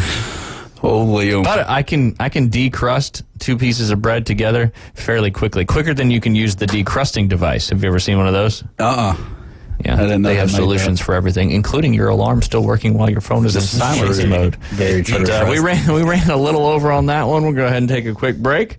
When we get back, Jay Henley, we'll talk some more about what's going on in the NFL because there's only 1 week left to go. 104.3 ESPN Northwest Florida is your home for the NFL. Touchdown, Denver! We bring you the biggest games every Sunday, Monday, and Thursday night. Oh, he's got the first down! Plus, we'll broadcast more college football games than ever before. He did what? Live NFL and college football play here. Unbelievable! 104.3 ESPN Northwest Florida. This is Joanna with your latest forecast on ESPN Northwest Florida this Tuesday. The rest of the day, clear skies and 56 with a light breeze out of the northeast around 7 miles per hour. Tonight, a wind out of the east at 6 miles per hour and partly cloudy skies with lows around 43. Tomorrow, raining heavily with a gentle breeze and a temperature near 54. Moving into Thursday, about the same with a high of 56 and mostly sunshine. This forecast is brought to you by Earthworks of Northwest Florida. Thank you for listening to ESPN Northwest Florida. Rely on it. Hey folks, Chris Kramer with Bill Kramer GM. And the best place to listen to the Inside Drive with Ryan Mulvey is inside a brand new vehicle from Bill Kramer GM.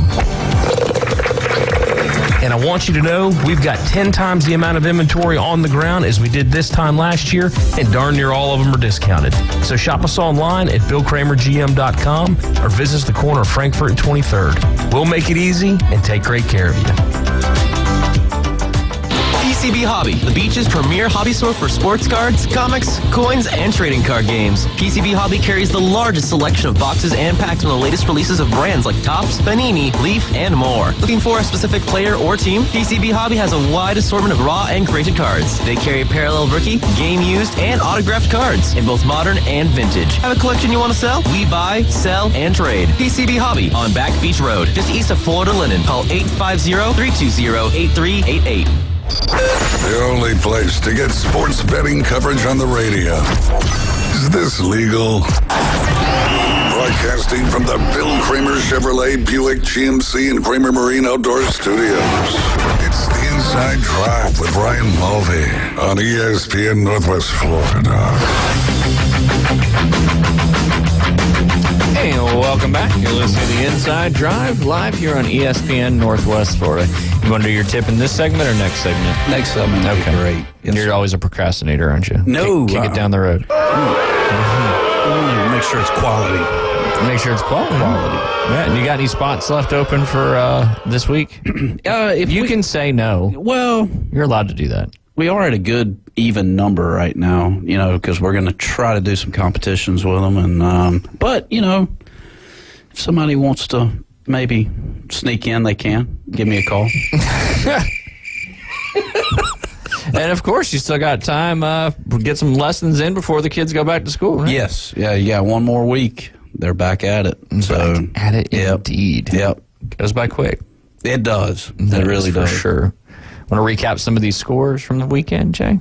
Just so we can catch you up on what's transpired. That's why I come here. That's what we figured. We didn't have a show last Friday, so that Jets-Browns game, I don't know if you watched any of that. It's the only game on that night, but you had to have Amazon Prime, so you probably didn't see it. But the Browns looked really good. Flacco threw for over 300 yards, 3 touchdowns. He's like the first quarterback in history in the first 4 games with a new team to throw for 2 touchdowns and over 250 yards in each game. True. You got to give Flacco the comeback player of the year, right? Mm-hmm. Or do you give it to Damar Hamlin? I saw somebody say, name the award after Damar Hamlin and then give it to Joe Flacco. What number is Flacco this year for, is it the Browns? Does he play for Browns? He does. Is he number 3 at this point, or? What, quarterback? Quarterback. Fourth. Yep. So it was, who was it from? Deshaun Watson. Okay. And we talk about that all the time. He's got that guaranteed contract. Right. And then you had P.J. Walker, and then you had DTR. I forget his first name, but Robinson. I got Dorian Thompson Robinson. And now Joe Flacco. And if you remember earlier in the season, Flacco reached out to the Jets when Wilson got hurt, or when Rodgers got hurt, and they were like, "No, we're good." And look at what Cleveland's doing. But like David said, it's a great story. Cleveland and Detroit both clinching playoff spots.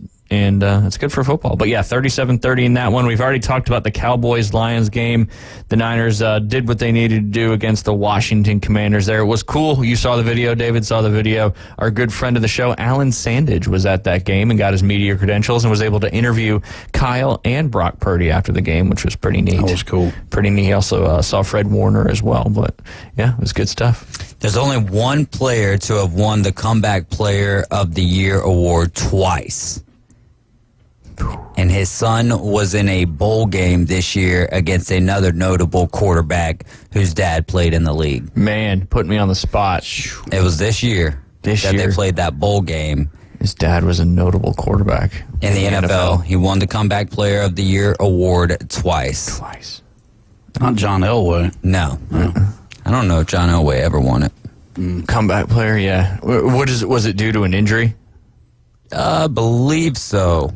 It's Chad Pennington. Oh, okay. Chad Pennington. Geno Smith won it last year. That's right. Yep, because he had been gone for a little while. But yeah, I mean, I just don't know how you could not give it to Joe Flacco. I know what happened with Hamlin, insane, all that crazy stuff. Everybody won that. The whole medical team and training staff won the ESPYs and all that. But Joe Flacco coming back and doing what he's doing for the Browns is pretty remarkable. But he wasn't a Brown back in August, was he? No. They signed him once. It was either P.J. Walker or DTR went down. Gotcha. And they needed somebody else. So they brought in Joe, and he's never turned back since. Mm-hmm. And it's funny, too, he's, in that game, at the end of the game, he was kind of dozing off on the sidelines, and somebody was joking around. I think he's got 4 or 5 kids. And he's like, this is what happens when you have 5 kids, and you only got a few minutes to yourself every once in a while. Wow. But he looks like some guy that just was out late last night and showed up to the golf course at 8 a.m. trying to walk on and get a tee time. Yep. I think that's what makes the story so good. But he's playing great football. Yeah. No doubt about that one. The Falcons, your former team, got bamboozled by the Chicago Bears there, 37-17 in the snow flurries up there in Chicago.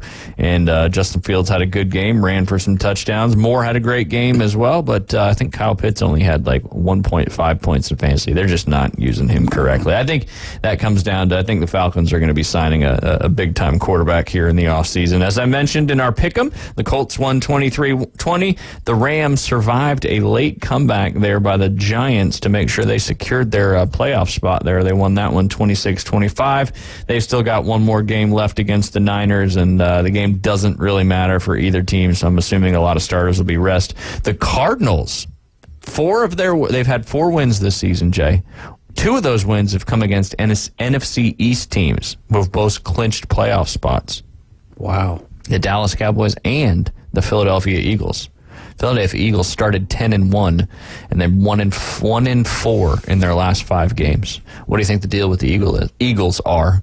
Ooh, I don't know. I mean, they're in the playoffs, so it really doesn't matter. Yeah. But we appreciated the Cardinals winning that one because that secured the number 1 seed there for the San Francisco 49ers. Got to watch that momentum in the NFL. I mean, they were so hot, and now they're so not. It could be they go. You know, it's either you're on or you're not. And they may get into January and win it all. You know? Yeah, they very well could. It's kind of like the Chiefs. Yeah. The Chiefs, they won their game they needed to. Like we talked about earlier, the Saints got out in front of the Bucs big time, 17. I was actually 20-0 at the end of the third quarter. The Bucs kind of made a late charge there.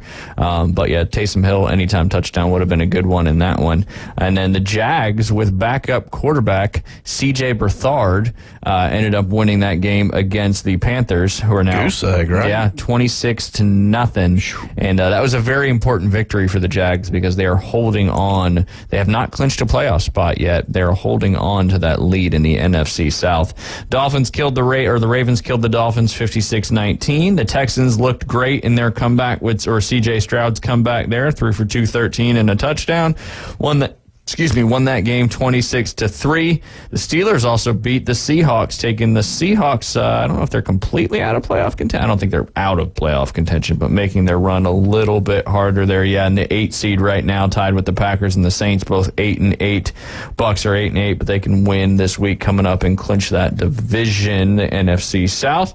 Chiefs beat the Bengals on a shutout in the second half. Halftime there, that game was 17-13, and then the Chiefs scored 12 points in the final half to beat the Bengals 25-17. And I believe, if I'm correct, that eliminated the Bengals from playoff contention. And then the Sunday night football game, the Packers handed the Vikings a 33-10 loss with Jordan Love throwing for 3 touchdowns. Aaron Jones having a great game with 120 on the ground, basically averaging 10 yards per carry on that one. All right, Jay, your playoff standings as of now. The AFC has got a lot more things to get figured out this weekend coming up. The Ravens have obviously clinched the number 1 seed, first round bye. They clinched their division, all that good stuff. The Miami Dolphins have clinched a playoff spot, obviously they did not clinch their division yet either. The Kansas City Chiefs have officially clinched their division. They're in the 3rd seed right now. I forget who the Dolphins are playing this week coming up. I think it's the Jets, if I'm not mistaken. No, it's the Bills. Sunday Night Football coming up. Are the Falcons out now with that loss to the Bears? I believe you think so. Officially, but they're officially. Oh no, they're not officially eliminated. Yeah, they've got an opportunity here. They got to win in the Saints. The Saints and the Bucs would. No, it's just the Saints because I think the Bucs. If the Bucs got the Panthers, so the Bucs. I believe the Bucs would have to lose as well. Yeah, gotcha. Yeah, because it would be like a 3-way tie. It would be the NFC South and the AFC South would almost be like a mirror.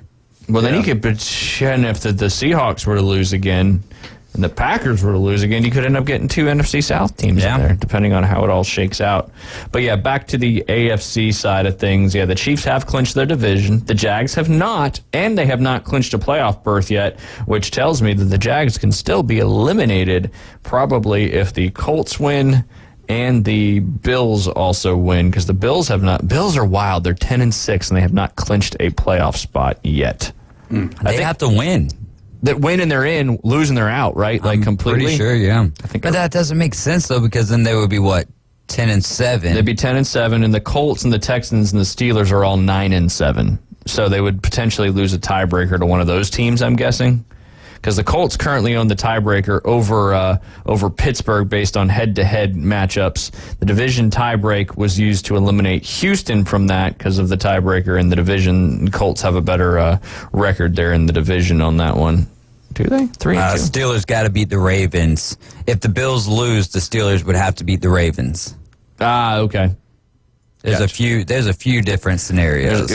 I'll do some more research as we progress in the week and talk about that. But yeah, the Browns also locked up a playoff berth. They clinched the wild card spot there. They can't win the division because the Ravens got the number 1 seed, the whole thing, all that good stuff locked up. But yeah, still the Jags alive, Bills, Colts, Texans, and Steelers all still alive, with many of those teams playing each other coming up this week. Over there on the NFC side, like I said, the Eagles did the Niners a favor. They're 12-4. They clinched the number 1 seed, first round bye.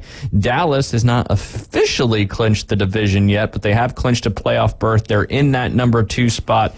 They did beat Detroit, so they own that tiebreaker for the number 2 spot. And I think all Dallas has to do is beat the Washington Commanders coming up this weekend, and then they lock down that number 2 seed.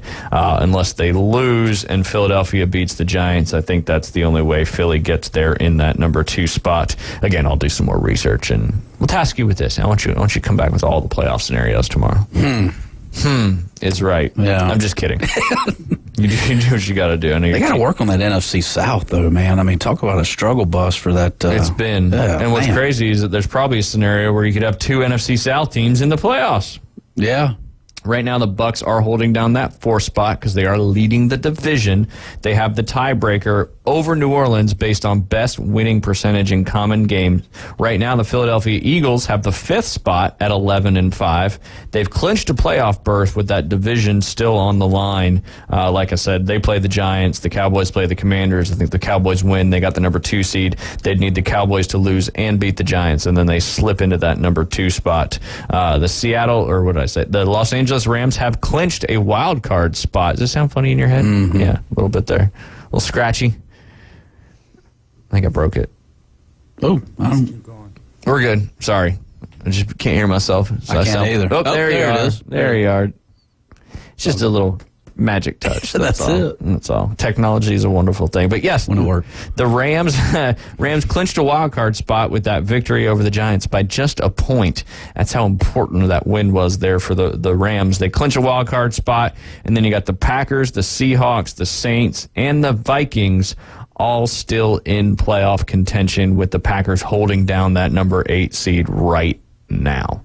A lot of big games coming up this weekend. A lot of people resting players this weekend as well, depending on the scenarios. But, I think having the additional game makes the playoff scenarios a little bit more wild when it comes down to it, because there's still a lot of it figured out. Yeah.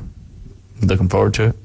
We shall see. And then next weekend is Wild Card Weekend. Yep. Which is one of the funnest most fun NFL weekends out there, because it all matters at that point. It does. It does. Now, and like I said, even if your team's, I'm with David though. If the Niners aren't in it and they lose, I'm all for a Browns-Lions Super Bowl. That'd be great. That'd be crazy. Yeah, it would be. It's gonna be tough. I think the Browns, they might be able to hang with. The Browns are playing the Ravens this week. Steelers got the Ravens this week. Steelers got the Ravens. So this the Browns would have the Bengals. What did that? They obviously played each other twice. They lost to the Ravens 28-3, and then they beat the Ravens 33-31. So how about them Steelers though? Mike Tomlin. What was that? Everyone talk about? Oh, they're not. What's going on with the Steeler way? Like, hey man, the Steeler way is still right there, 9-8, baby. Mason Rudolph bringing them to the promised land. Was that 17 years or 15? It's either 15 to 17, something like that. Mike Tomlin has he hasn't been below 500 in his coaching career there at Pittsburgh. Wow. That is impressive. That is impressive. Given how the cycles of the NFL go. Yeah. I mean, look at the Patriots now. It's kind of one of those things. Little fun fact there. I'm going to talk about the Niners because we got about a minute left before we get your tip of the week in the next segment.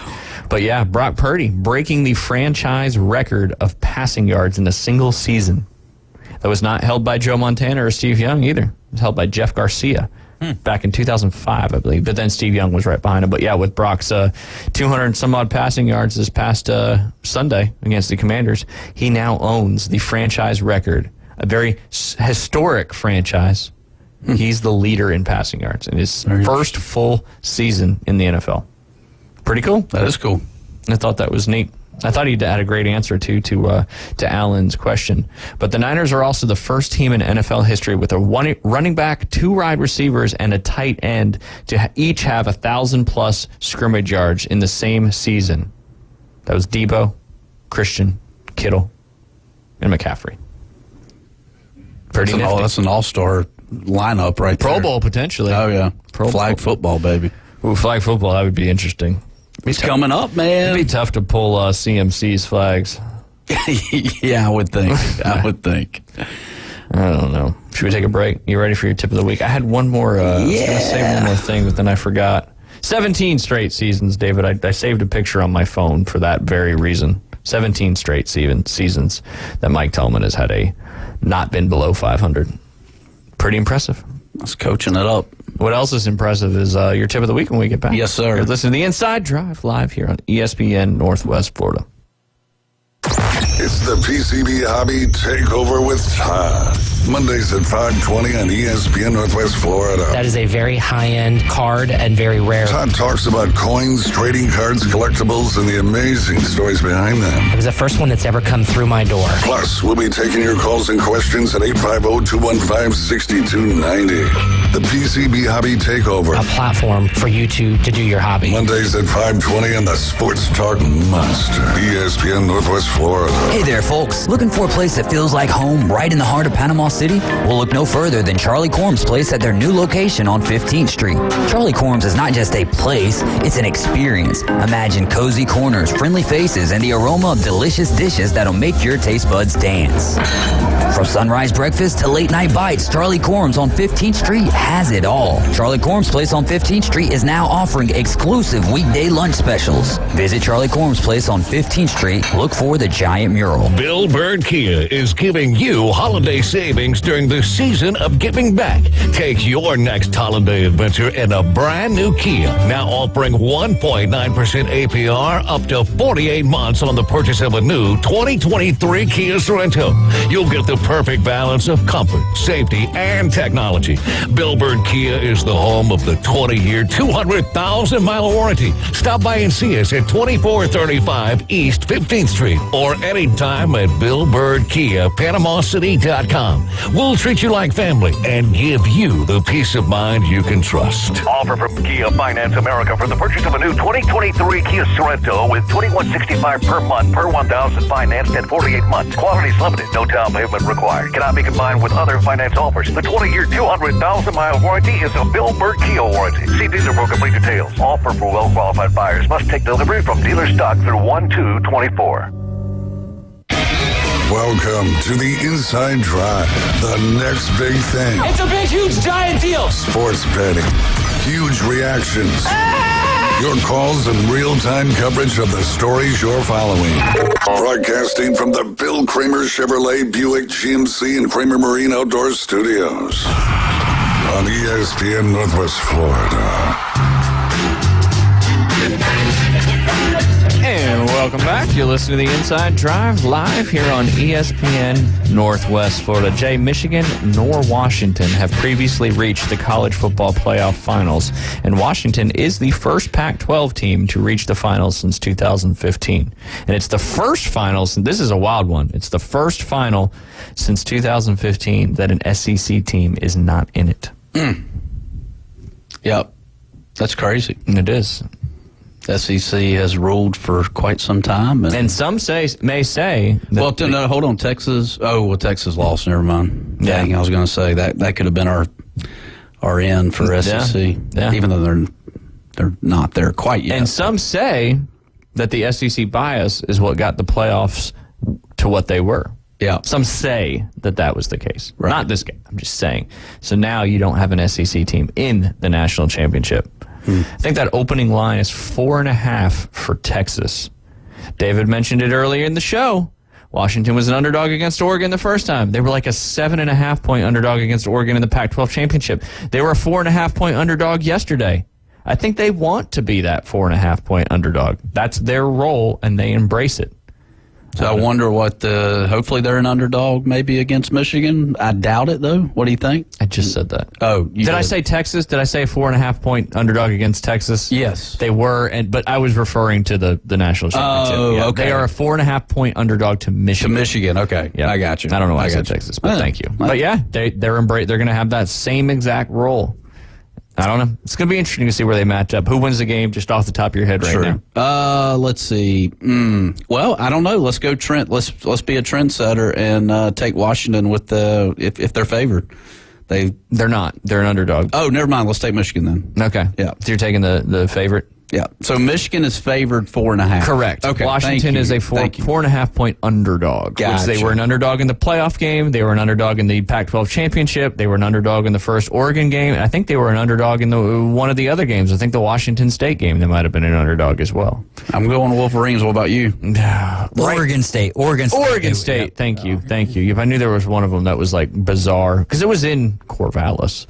Yeah, there. Yes, sir. Leave it to the Beavers. There you go. They just couldn't get it done against whoever they got. Notre Dame destroyed them. DJ Uiagalelei is coming to Florida State now.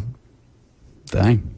They're excited about that. I mean, he had a good year. Again, this is one of those ones I'm like, all right, I need to look into it, and it doesn't matter, but it's like you just transferred last year. But I'm happy for Florida State here. The fans are happy about it, so we'll see how it plays out for 'em, man. I mean, you still got a feel for how everything went down, but that's over and done with. They'll talk about it for a long time. We're still talking about 2004 Auburn, so that's all fair. But yeah, we'll see how a 12-team college football.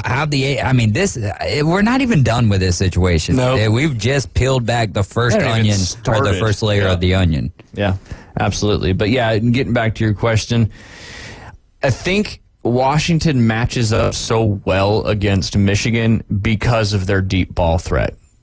And they're going to put a lot of pressure on Michael Penix. But Michael Penix is very dangerous outside of the pocket. Yeah. So if Washington can be as effective with the deep ball as they were against Texas, I think that gives them their best chance. Now, if Michigan can pressure Michael Penix, force some bad things to happen, that's the strength on strength for me. It's Michigan's defensive line versus Washington's deep ball threat. No, I agree. And if you don't have time for the deep ball, there was the one post corner that Adunze ran and caught earlier in the game. I mean, that route took 3-4 seconds to develop. Yeah. If he does, he's not going to have that kind of time most likely against Michigan. And if he does, then Michigan's in trouble. But if he's not, it should be a great national championship. It will. And it's different from the norm, like I mentioned. It's the first one since 2015 where there is no SEC team in the Natty. Well, and last night I think I was reading that that's our song when we go out. We're not ready yet. I like it. Penix went for 430 yards last night versus yours. I mean, he had like 350. I think the two things that come down to winning big games like this are passing yards and third down conversions. I mean, I think if you win in both of those categories, I think you win the ball game. Yeah. So, no, that's good. Yeah, third and long is a tough place to live. Yeah. So if you can get some good chunks on first and second down, that can make your life a lot easier. Yep. All right. Are you ready? I'm ready. It's your first one of 2024. So much pressure. It is a lot of pressure. Give the people what they want. Yeah. It's Jay's Golf Tip of the Week. So what do we think about when we're playing golf? What is golf and from an instructional standpoint? What are you trying to teach somebody ultimately to do? Obviously hit the golf ball. Yeah. I always lived on lowering your expectations. That's a good one. Yeah. That's a good one. That's what I always lived on when telling people. Just thinking rotation. Yeah, Yeah, rotation. you got to rotate. Got to rotate. You know? If you sway, it's no good. Yeah. Sway is not the way. Sway is not the way. See, you're helping me. I like that. Sway. Unless you're listening to freestyles and stuff, then sway is the way. Sway is the way. Yeah. Or if you're dancing. But, I mean, take, for instance, I got an opportunity this past weekend to play a little bit of golf, and I had one thing that I figured out this weekend that I wasn't quite doing is turning my rib cage. You know, like you're turning your shoulders, yes, you're turning your hip, yes, but then the rib cage wasn't quite activated, if you will. So, what about your glutes? Were your glutes activated? You got to activate the glutes too. Those are full of things. Choice. Absolutely, activation is key. But anyways, yeah, I mean, you've got to if one of those things aren't rotating in the golf swing, you're all out of sync. You're all out of sync. Yep. And so make sure you're turning that rib cage. That would be you gotta turn it. That's right. Yeah. Because if you turn your rib cage, your shoulders will turn too. They're attached to your rib cage somewhat. Everything's attached. Yeah. I hope they are. But yeah, I mean, yeah, man, it's such a funny game. Quirky. It is so quirky, and yeah, I mean, it's just something I was, working on over the weekend, and it's a search. That's what I've been telling all the students is like, it's a search. If you stop searching, then you might as well give up. I mean, I hate to say that, but you got to keep searching. It's a little extreme. That was a little extreme, but it's fine. But they can come get a lesson with you. There you go. If they stop searching, get a lesson. Absolutely. But yeah, I like that better. Instead of giving up, go get a lesson. Don't play pickleball. Come see me. You can do both. You can do both. Don't play pickleball. Come see me. There you go. There's your new slogan. That's it. Yeah, I like that. Yeah. Would you like to spend 1.5 hours on your physical activity or 5 to 6? Riding in golf carts. Yeah. Do you think golf would go faster if people were not riding in carts but they were walking? I don't think walking slows it down. It does. I will say that. Because I was reading somewhere that when people are riding in carts, right, you've got 2 people in the same car riding to different balls, whereas if you were walking, you would be going straight directly to your golf ball. So yeah. You get in more of a rhythm when you're walking. It's the way the game's meant to be played. It really is. And all right, let's take carts down at Bay Point then. Yeah, I mean, yeah. Jay's over here like, yeah, that's a good idea, Dave. Take them down. But it's like we have a lot of members that have their own carts, and they go out there and play in groups of 4 with 4 carts, and they play in like 3 hours. Wow. Because of that exact same point. Yeah. Well, and I've always been an advocate of caddies. I think that's part of the game that started back many, many years ago, and we keep going away from that caddy thing. And there's so many advantages to caddy, and it's a revenue. Carts are revenue generators for golf courses. I get it. An additional expense for the golfer when you take a caddy. Right. Yeah. But that's more what I was referring to with my Money Mayfield. Right. Not Mayfield. Money Manziel. Manziel, yeah. Sorry, Baker. Show me the money. But yeah, no, I keep going back to being a traditionalist, and that's where it all started. And you need to live it up. Live it up, baby. 54 all day. Yep. It's also the same year Coastal Carolina was founded. No kidding. USC Conway. How about that? The Gamecocks. How about your boy, Coach Jamie? Yeah. Yeah, Liberty. I know. I think a game like that, I'm all for the underdog. I love the underdogs. I think that G5 spot's going to be a waste. I really do. Like, if we're going to go to 12 teams, like, let's make it 12 teams who deserve to be there. Yeah. But I don't know, man. Like, my thing is, and I know this sounds elitist and everything, but break it off. Let's make another break here between. It's going to have to happen. Yeah, exactly, because we've got 130 teams, all playing for one championship when that's way too many teams, man. That's you said G5. What is group of 5? So you've got your Power 5 conferences, right? Which is soon to be 4. Soon to be 4, and then you have your other 5 conferences, which is a group of 5 conferences. Gotcha. But that also I was referring to earlier. Bo Nix didn't opt out. Bucky Irvin played. Like, Oregon pretty much had their whole normal team, as did Liberty, and that just shows the talent gap between a Power 5 good program and a good Group of 5 program. Right. A great Group of 5 great program. Group of 5 program, right. Yeah. I will say I was a little happy to see Jamie lose after he left. That's kind of why I would. Yeah. To my Coastal. Yeah. Now, where's he going to? He went to Liberty last year. Okay. And they got beat 45-6 in the bowl game. Gotcha. To Oregon. Yeah. But I'm rooting for my boy Grayson at NC State. So how about that quarterback that they had over there at Liberty? I can't think of his last name. I want to say maybe it was Harris or something, but he was like Abraham Lincoln with the 5-gallon hat. You look ridiculous. I mean, Jay, his, I guess he's got like dreads or something, but his helmet looked like it was up here. He was like the and then he was wearing alien a turtleneck too. So like his neck looked like Eric Armstead's for the Niners. Liam calls him long neck. It's one of his favorite players. But yeah, Caden Salter. That's what's his name. So I was way off. It was close. I mean, he threw for 32 touchdowns and 6 interceptions during the regular season. Interesting. But Liberty's had some good quarterbacks. I mean, obviously Malik transferred there and all that. But yeah, it's going to be really interesting to see how this first year shakes out and then what all else is going to go down, because you're eventually going to have some kind of split between, it's almost like a division. It's like they did Division 1A and 1AA back in the day. Right, yeah. But now there's even bigger gap there.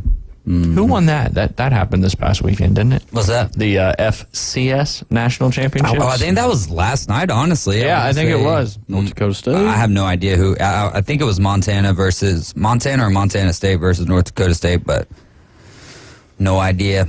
It was South Dakota State versus Montana. There you go. And yes, it was. Oh, wait, it might not have happened yet.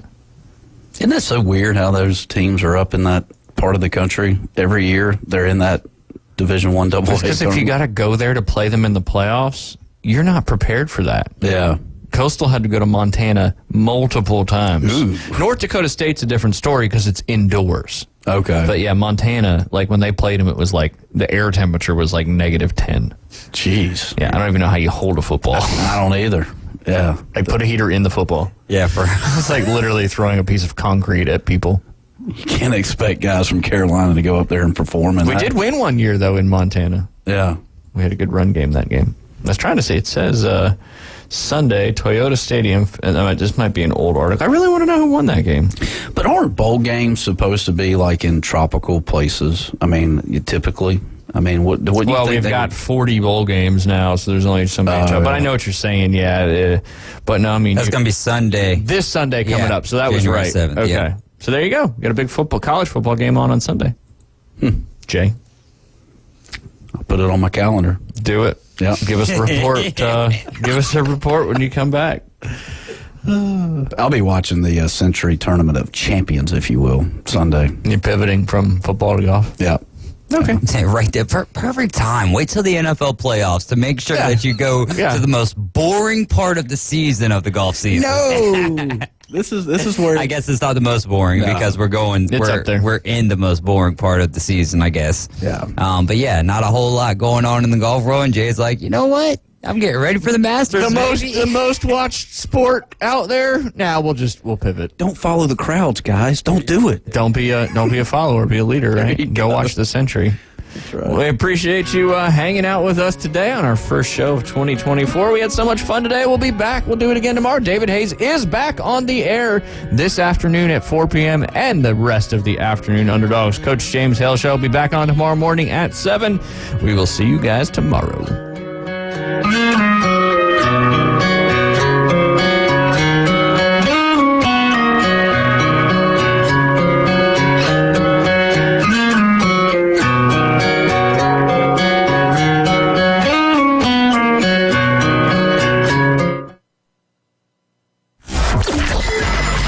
Start your morning with sports updates, interviews, reactions, lively discussions, insights, and expert analysis.